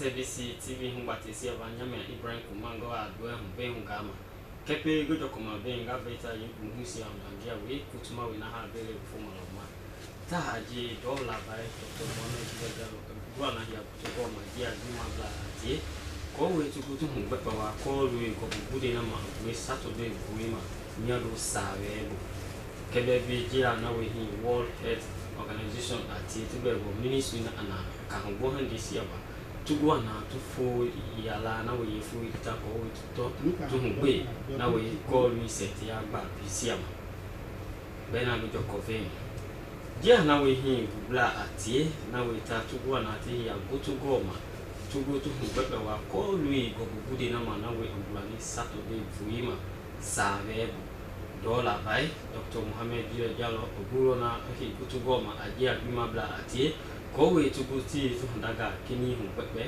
ko lui ko bude na ma agwani sa webu je ana we hi bima bla ati ko we ti pe ti de na to lo hu to ye hu ba ti je go hunje awati na Saturday buima ko bude na agwani je ana we hi bima bla ati na we ti pe ti bulo na ti go tu ko ma ko we ti gu ti ye hu ba ti na chesi abu tugu agbo ya ta dal kuma na we hi yes ya bu tugu agbo ya ta dal kuma na we hi yeni go bude na agwani ko yeni go bude na agwani ko we ye de ta tugu dal kuma go opoma ye ko we ye de ta tugu dal kuma go opoma ye duejima to ye kolwa hungi chiana go bubude ta grago hibisia na we hinu botuga chalo lidula ati jimi sia iana ti agbe go bubudi di obraga na we hin ta hakaga kini ku go be a million butu be handa huga dia na we hin te ko lori pa na we na isi easter ya kame biru chalo ti gumu na we go bubude na obrani dui ya na we hin dui na ye go bubude na ta na highway bo ko we tu ga highway ye go bubude na ta na highway bo ko we tu ga highway bo ndi ya agora kuma awati na ye go bubude na obrani highway agora kuma awati na ye go bubude na obrani highway ye halagi hu budi Sunday buima nga ye go bubude na obrani na we hin anda botuga be hungulo aye wati na go bubude na obrani to ye go bubude ge obrani ti amiro na ko we tabi ti he kutugo matugbe na we ji atina hemugo ba bi ma ke ji abi ta la pe ago bubude sia ti pe tugulo na ti na ko we tabi tugu to po ma ye na we go bubude na obrani ye he bi na to ji atina na we hi ta la pe ago bubude sia akwe mi na ti li na ti mbu afona gbe nga ti bahango ela ye pe ma ko we vi tugu ti ji atu fona na we na ta awtilo a kititima to ye kolwa hungi ja na we hi World Health Organization ati na we si atima gbe mabla ministry na kahango de sia ba tugu na ti ya gutugo ma na we fu ya ta da ye fu bita ta ga do ba ma ko we ta bi tugu ti da lo ma na we sente ya ba ma na we fu yita tutu ma puya World Health Day ko we ta bi hedena sia na we kutugo akiti sente ya ba bi sia ma na we fu yita ko we ti ga uti to ye wati no te ye fu ye ya utima tugu lo na ta tugu go agiti akori dege na se mo na we hintatile dege na se na we tatile anina ye jale ge na satile busia aboyo ko we ye de jise ko tugu tugu aboya na we ko mese hae wa sia ko we ye de jise tile bu de jesia ogu ola lokuma dueju to ye humbati gibu hungi nimuna na we hin chief medical officer agie ye humbati gi Dr. Sati Kane ogulo nata ogogo agetia minister na ka bo de sia ba ye hande di sia na we aye de ge di sia tatele amina tele busia agboyo highway wa sia bu ye na ba melo tugu ati ya gutu go ma agia na we hin district medical officer ko we ye ngate di sia tugu tidalo ma senti ya ba bi ma to ye ku hunge numuna na we hin WHO country representative agie ye ngate di go hunge Dr. John Ahmed ogulo nata ogogo agiti ya hunge ye tehi gutu goma agome tabi ko we gi hede na sia na we tugu atedalo ma senti ya ba bi sia ma ko we ngate le bu de keke bi ogola lo ma ogo ko ma ye ready ma to ye ngate di go hunge numuna na we hin national coordinator na we na matana parental death surveillance mbatesia ba zaina julube ogulo nata ogogo agiti ya ko ri ya na we western area rural ya kame chonkole di disibim na we tabi ye hinde jisi a ye de desi atele bushi agboyo tesia ye disibino ta gale go ela hati 2024 bu to ye ko ro hungi mbati jina na we na tutuma national monetary evaluation agency mbati sia batu bua na tu workshop bu me wa ko tabi tu ko di dwali bu diploma hande kesia ogola lukuma na we mukatele bu hande kesia pa to ye mbati jibu hungi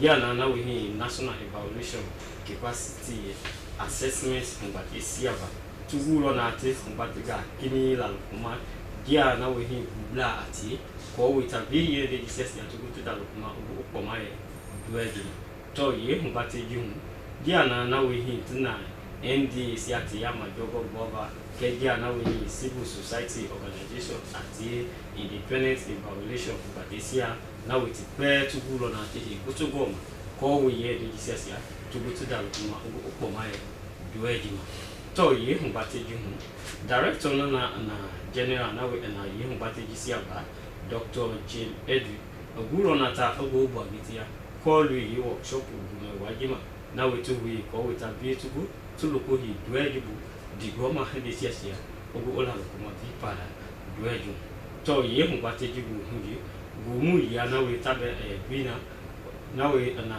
abi kabita oguro na ta ogbo agiti ya yeku huju ye shebe handaga kini potego akiti ye humbate jisi aba ye kenava melo ye hende jisi ya tugu aviti he tugu ma ko we tabe tugu tutalo kuma na we ogo ma ye dwejuma digoma hande jisi ya ogo ola kuma vipada dwe to ye ko lo hungi ko we ko ga le tabe ogo ola kuma jia na we hinkalo puga ti ta gutu ko e ya ga jawo ma hu batisi aba tugu ana te mbate ya te dal kuma na we ko gala ya ko we sulu ko ibu jia tna India ko we tabe ye university na ana Shada University na we na ko we tabe tugu te dal kuma na we hi jia ta e ko ga mi jawo mi sia sia le tugu to po mama jo ye ko ga le jo to ye mbate je ti yo na gutu go ma ajia na we hi jalo jubla ti tna ko ga ba bisia ma na we chuku sia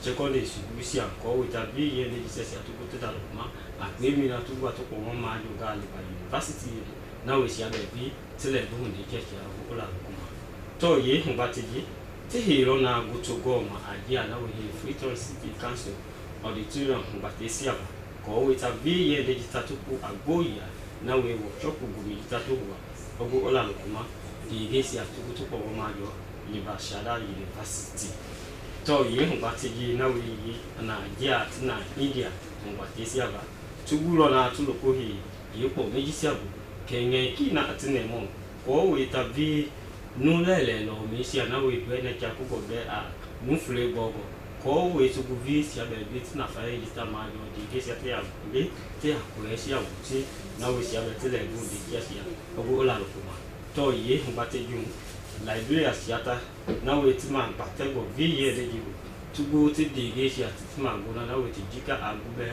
a hondo fele ka nu fele gogo ma ko we tugu tu we sia ga na we sia betule bunde je gola kuma to ye mbate jibu hingi muna na we hi international relation manager mbate sia aba na we na university na Shada University ogulo na ta agogwa gitia ye ku hunju ye ngai kina atine mo ko tuto bi chalo be vitima batego ela na we dige na seta gotili ko we tu kuega ye university na jika ogube a nu hondo fele ka nu fle bogo ko we sia betudu te level ndi chekia ogola kuma ko ga ba bi na fuyi na awa mama bodi sia jimi ha vele ufuyi na ma ke pege ya lega ya ma beta uni mo na ha veta yi sia gufu ya ma ta aji dola bai Dr. Mohammed Jude Jalo ogwa gitia ni kutuko aji adu mabla ati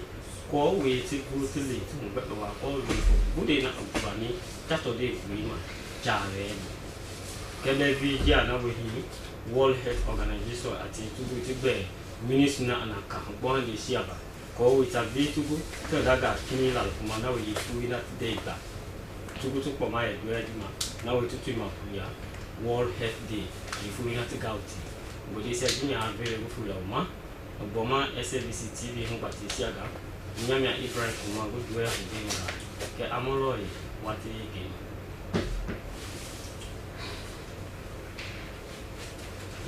e paslen ka ko mo mami no him so agents makle SABC television dimine Isa Mahmoud Bosne content don't know antenne bankeleni ba prungang ka ba ko mi to fat mi male ka kenaki afami itana sita bo butakera o vice president imoi opo pisnai afma banai kama trai andalilu anikarai asipnato kanto ko do pa state house to fia kenfi o anaki ngada do plani angko nga kai kumudi masila World Health Organization imoi ambai kepenta sere ya buspapia to ko takari la keni pimo fandu to bo takara teti katonomi antenne ba pro aka ba ko imbe to fat kimani imene Isa Bosne konte wakaki kama ile kama sokere ko fu wati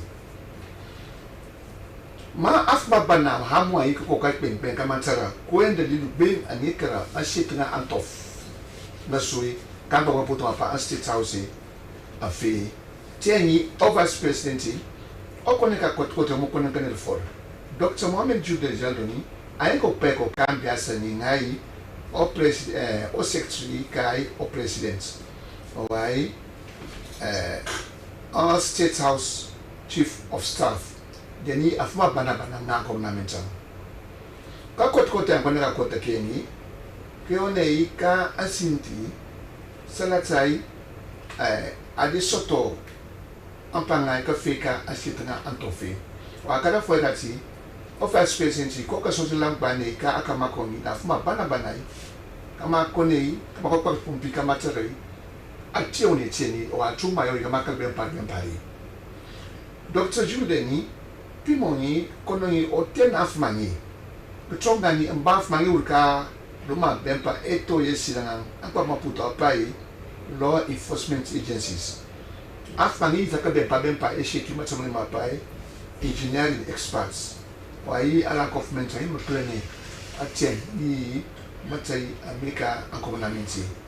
Wai anenke ngepi ni ngam sako kawale keputo i machila etsa. Afani bei na pusama bani ni mabat popika macharai. Kokara andalilu ashita mafe wa chumayo. Maaf mangi kan peng ni ai mai kamacharai chuma otongi manshi tampu feni wa chuma kaltongi kamaka so tenruni loi ma kalso bempa likado pulisei kamweni anan senkalso nei dona potei afumi kechesoba miliramang anan tseni na potoi esit yi ten ate ekalasi ilumi ekpete kaude matilai kabi company do check sakulori pak kadu kisi kai katron kano kiam o wanti kini kono moeni akira ko ka ashita kamernei do kono sotom sibu kerei o ito de fisa anan tene bi mono tsepi molo mai alloko min kana karian ma paruputo 1 o'clock kai alaiti di esite per ne permito be che anansi ne fi di be che puto chipne che adione anansi ne dire a pimo el e kibule le se chiputi se yakara anamponia o afme anim chimanansi mata afa afosi ai ke be kiro ko tsumi afmi akpati antipreneur ka do check sakulori pa tieni asoto me son pa que ti mai kama woni kama kone ko de solutions pe monanti ne poto e pati ka to fasoni ta bi fino kiam prepeti wai ka to flen ni wonsan talomi atsara ikom karana tsere talomi atei ko e lu karana tsere ni aneki muklene anko apende ka do be machila World Health Organization Pimoy aputung lamok bani ame ni arang government mukelen ni angko akai gumder kanto fasini no male but papi atokoi ari e mat pentaseni waka fo fema fo kai katsep ka baki gumderi kamchaka muy amira fanta kaina waka ba so fo flo meka fo kopane ni do ma dio isana tai kama adik binga kama pito talne afa bo manye mche kaka kumiji afeti ani mche fulwe tieni da aditori takulu ache mayoi kankai afet bo ngai kamang pape ka fi kakachei ka kakum wa afet ma fu ma so afrika so kamang pa ache che fulu piu masene be manama be nei yi ka fofi ake a bochet ka pa bo ngama tara ko mo ya afet am che fulu a basic ten droni ale mo ka mama che obdi lotanne Chief Medical Officer Dr. Sachik ane gakatel makwe doctori ang patenga la conference plene kwa kenyi kuderi okani ang Dr. Bana ang ikatak bansa sui ngambe kama mo plene boti kama ul katai kitablo so itsoto ninga o awili tsumatani kingale plene kwa kenyi kumari mapa WHO country representative Dr. George Amini kondo ngidopa makbani mingimirka lo kwa mama ngido kuri angko naminti sara taf manga tibur kedika ngungai kai modeli skapai ampu chimapam tre binki amo lafa bo mangi mteka ka kumi de nya fete mcheru fulwe wa national coordinator o yi mklane wa mkaso pande for kama tsemi yenye ya Zainab Suhibani kaka telma ko pauti mo no camp de petu yi ampakisanga do tonko lilo pimo yi ngai ka klin ka dindisi na ata bai afa bo mai cheka ko kumi afrika nche fulo ya bati atari so do ya kantof ana kiti baram tara government machida National Monitoring and Evaluation Agency nania pimo po bani makakarani do ma ko ne klik to ma pengbeni tama tsara en force ani ma fu be moy murka an community ma pani mi pimo akili mai kama ko ne tsara ma tsai to pay ami mukare amuna faka an to fasini ku fa pipai ani agbali kan bo ma pu ma pai national evaluation guidelines ma pani mi mukara fa bana pour kamara ma an government Africa eni ki Africa mo to putenga wa yi afumi ani mi tsat na kana baktra ka pantani matse mi au mai ai makitara kama ka soteni tu makele kidi ma baksel ka tsamsrani matse ami afuma yoni oda to general oyeka anin ke masila namia Dr. James Edwin ka katel makon ko ma pamat mo karanga mi yeni o mo kulu ti sumi muri tori to ni afumi Trump wulki nambi kai Europe cheni wa mama so kalkira do beni oye ma ifone ke chimpe kan ko puto ma pa consultancy abibe kabitani kaka telma ko kopa ambam sompa im ke tane so pantame ke tonkati ambaf ma im tsmo kidi o ai ambaf ma pati so pantame ne pa so yi office so beti katakban akpapinani malingane afum ma tontongai anka ninga to faso kama ko ni kaka kana kebe ko akibi tachomi kan ko maputo ma pai tertiary education kama ko ne kana kika antof na duniani tieni afuma ni wuri ka atlantic bolicom batila Sarda University yi kaka peska do de kan tof na duniani bi ma puli kan tof faso do ande be pian kan dina e secondary school kan tof faso e university so wayi e college a university ni masila Sarda pimo ayi do Indian wa ka tempok ngani matila Delhi pimo po to a tetbati do mandika principal sanfum ay mun ka to ta afuma bieni mona lo to fit batterum nanga ni sabati to ngas mutane mun kan to fanu la bilia na mai to mona afeti ani kan kasa teni moloy te metron to batterum to fots nanto e amputo tarakan wa ya persoi o ni bana o manager o weka akranti bol ke machelaki Sarda University Sahini o ayemai sanson to professors on le so to akrani every back and back molomai temetrum to battle to fati kakri na ke back ni ka ngasoi ai akrani ka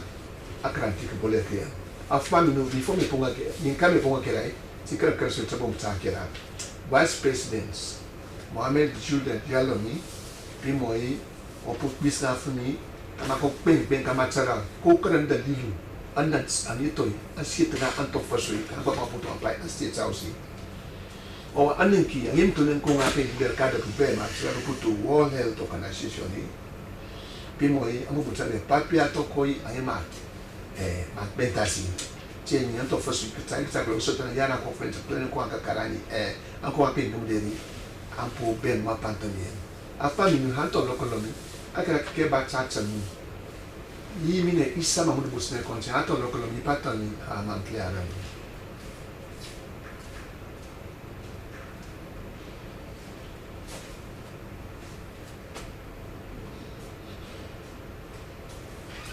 Asel ma kata suita ga service ya kampudu kage Agnes duba tsure na bina sisema sirma manda era wahiti bina tipeta kwa geden tagende kage oye mi tsoy ba ya ha ba kwegen ko ndeke ga nkande ba koto musise bubu bohebu kabanga ba mandi ba ga kwegen ko mamba do mi bile ba na state house kasi mi to da mandi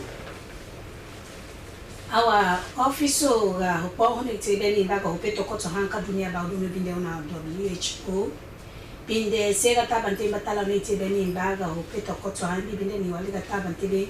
Bana my choice, Simo, Maloma, Demo, Mana, Papia, Babinde, Babeni Bago, Peto Koto, Kadunia Baudumi Bindona World Health Day.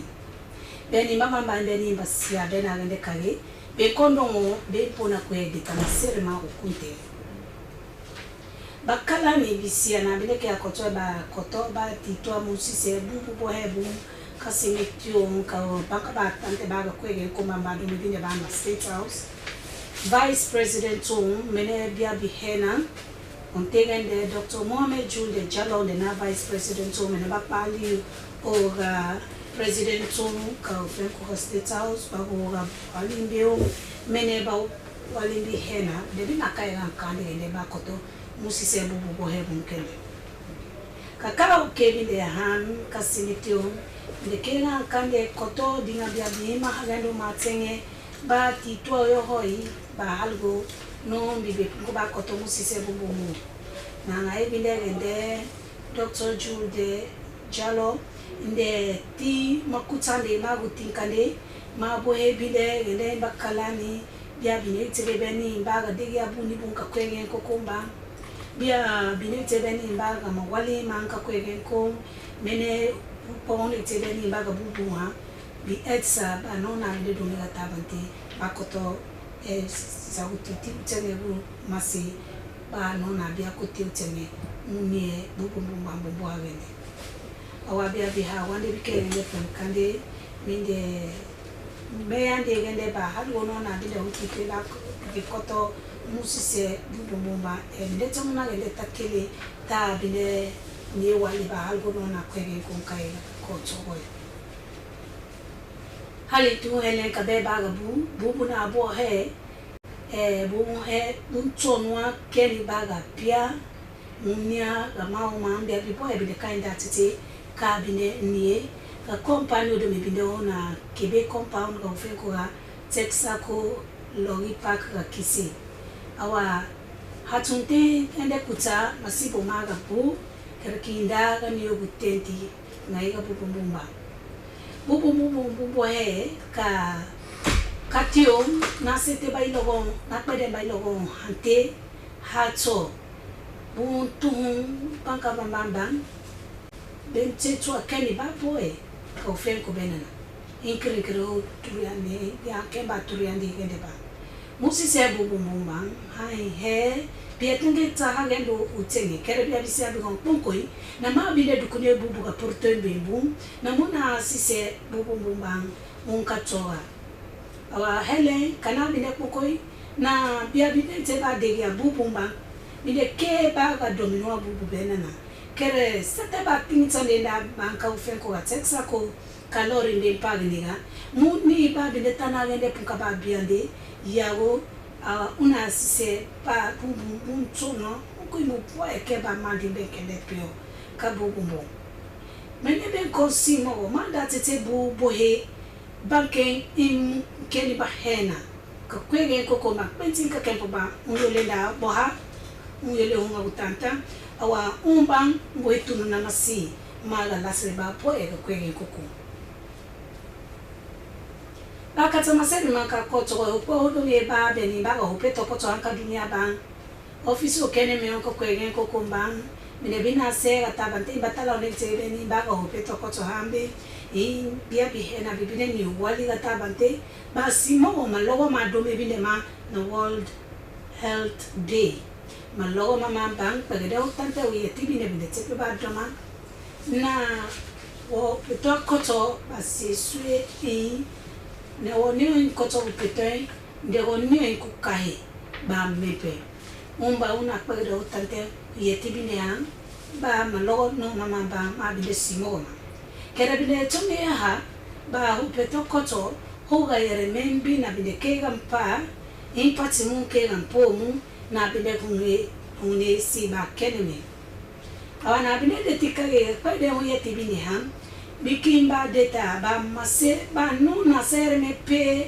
ampa ma hatipeo ampo umba fomo una bide ba deta kali impati be na bine po na bine puko ba ni utente hokumamente ha mene bia bihena mene siga tabante ba no na hopeto koto na honka ya koto wa kwenku bawo kabeni baga upeto koto ha Dr. Sati Kane ne tepe ba doma na batalamente beni baga upeto koto awona bona hukoe ba no na bide solne kwete baga tatuka tampati ga tutanka poka I peo here me ka peo a huwa ba halgo no na pinkiani awa on teuke ko ba WHO ko en ko komando Dr. George Amid de tepegele ba do na masere mama ba madongo bile manka makuta lima ma bile kunko mana me na ba se ga logo na bo ma se kwa metia imbia biena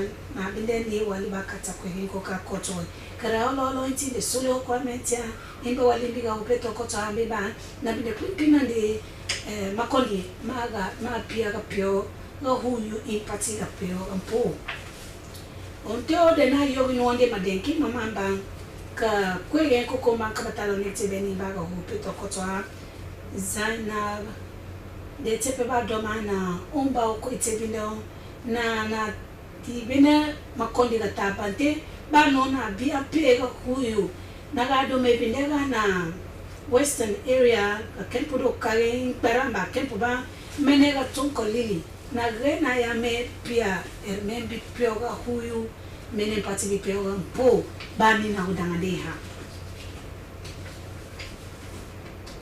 akata masere manka kotoi uponte udonge pa deta banona kwege kona uni wali beni batalembi hawande bi na bideni wali ga ofisi okenemo udo mebi na ko proto na National Monitoring and Evaluation Agency opon amba mide boy makutande ba na bide ka hinwe kwege ko ba no na bideni o mawani ma yohoy makutande mama amba mabuhe binde ma binde dete gende kage ba do na bide ba tutama sima keneme ka beni ba boy ba bideni ba den kitale na taw yuge binde o na bide kaya ko to e mo wali ma keneme ma on teo de na Director General wa Pohambao Dr. James Edwin in the tepe ba do na makutande mama amba mabuhe binde ma me gon poko ba binde mase ba de takare kabeni ba boy ba binde ni kwege kokomba ba na bia bisia na binde ni wali ta de te mo wali ma keneme no won kan ni ba binde ta na poko ba na mo wali ma te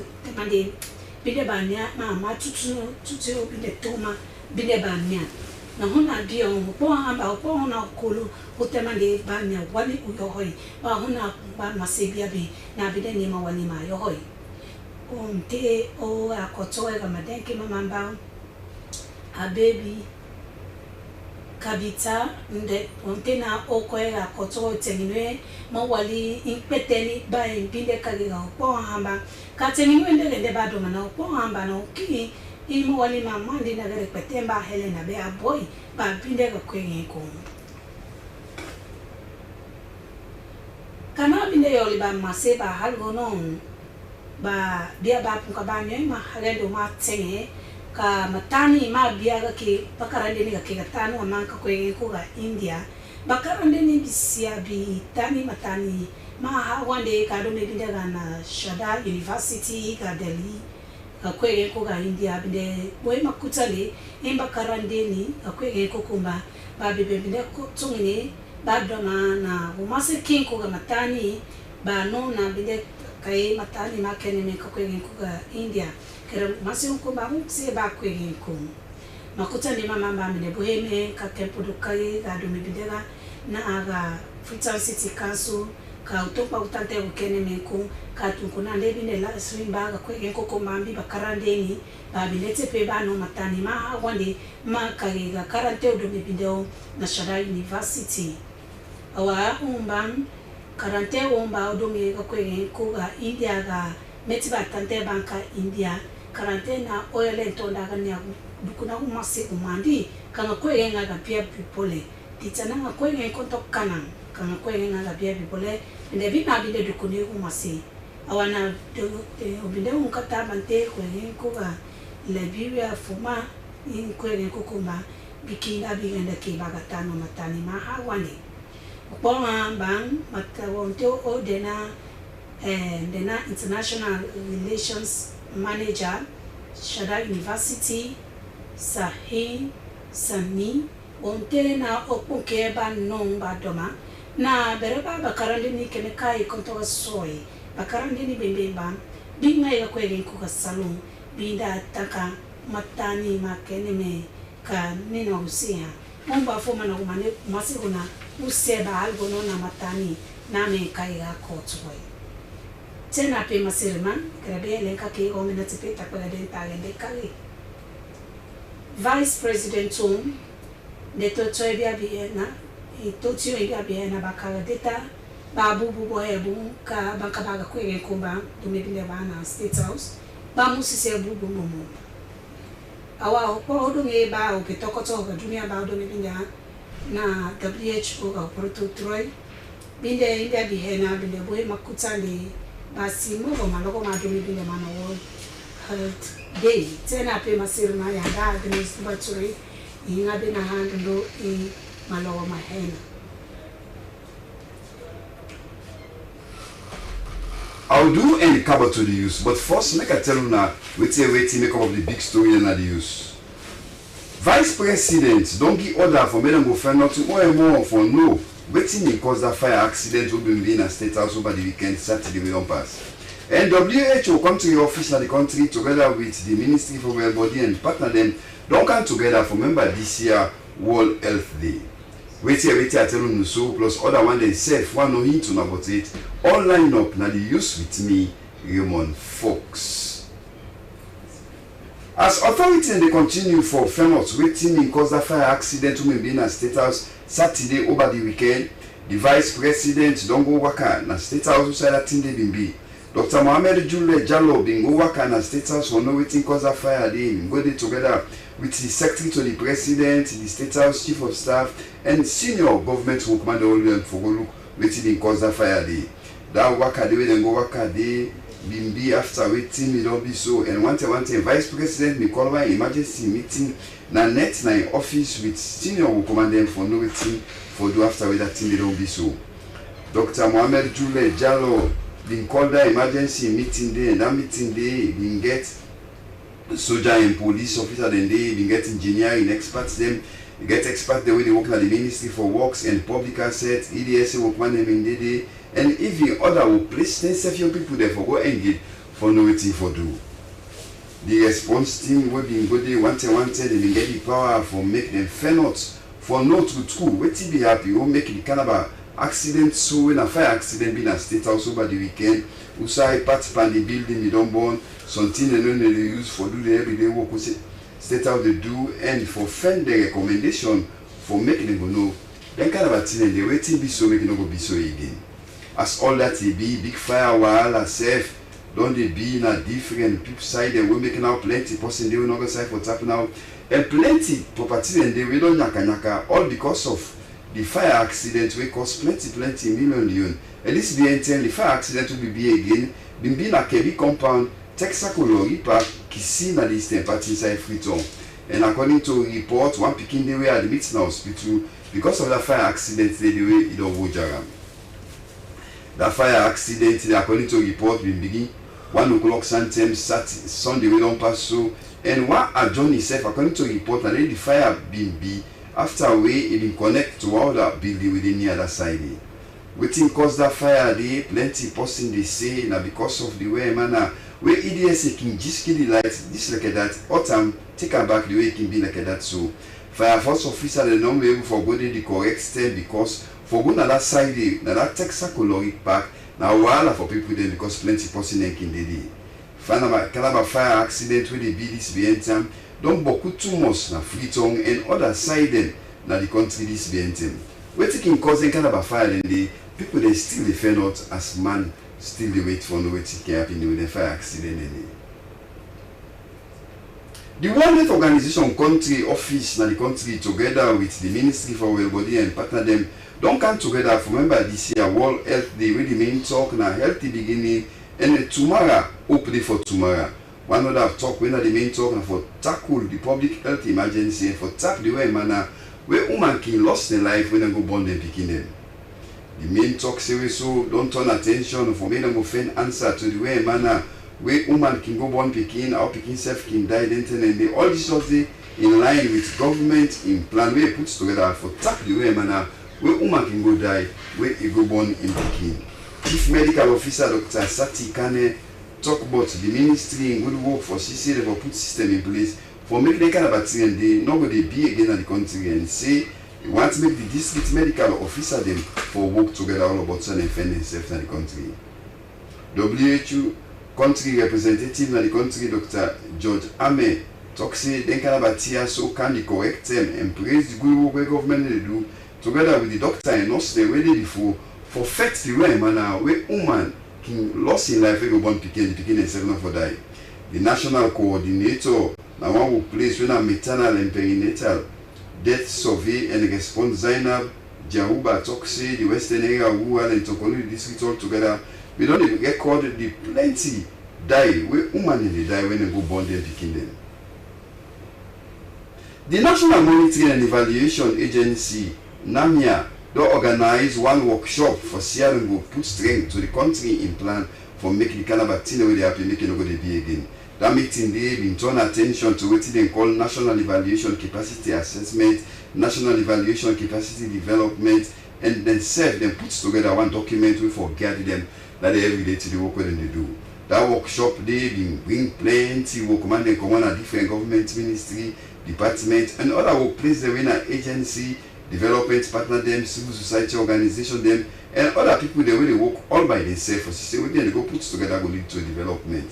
The dream for that workshop day and for men and come together fair not different thing there and put it in they put together after we don't engage for make all this will lead to development for the country. The Director General for the National Monitoring and Evaluation Agency, Dr. James Edwin Robmont, said that workshop day can the correct them and they say what they put together now for make the country in development one go all water by. The consultant Radiate Abibi Kabeta point finger at some of the wahala the way they say they get another system they but they say the officer not get different when they put together the leader themselves not get what they want for do them work and say they not get better work man and woman never push what they push go before now the National Monitoring and Evaluation Agency in the country. And as part of the good work when they put together for make all man go know more like the international students them we want for go study now college them within India. One thing we come on Shaddai University in New Delhi in India, don't come back in the country now and don't meet and engage with students that we come on a different secondary school and university and college they all about inside the country. That meeting there with them all being at the Freetown City Council auditorium inside Freetown and then come together for tell the salon students them. But the different program them where the university in India they offer and scholarships they can give to one day we go study in Shaddai University within India. Shaddai University then at the capital city in India within New Delhi and Shaddai University this BNTM don't get plenty students that we can come on a different country them right around Africa and see this BNTM students that we go study in India come on over 40 countries inside Africa and they say the main one Liberia within a neighbor country with this BNTM don't get 250% of Liberian students that we go study in India. International Relations Manager na Shaddai University in India, Saini talk say the university don't target for get 250 students from Salon by the time way the next college year will begin. Before I don't use, make I remember on the big story then. I be make una know say Vice President don't give order for me to go find out good one for no waiting because that fire accident we will be in a state out over the weekend Saturday we don't pass. And I be saying so make una know say WHO country office na the country together with the Ministry for Well-Body and partner they don't come together for remember this year World Health Day. Now all that I get time for na the use with me Raymond Fox.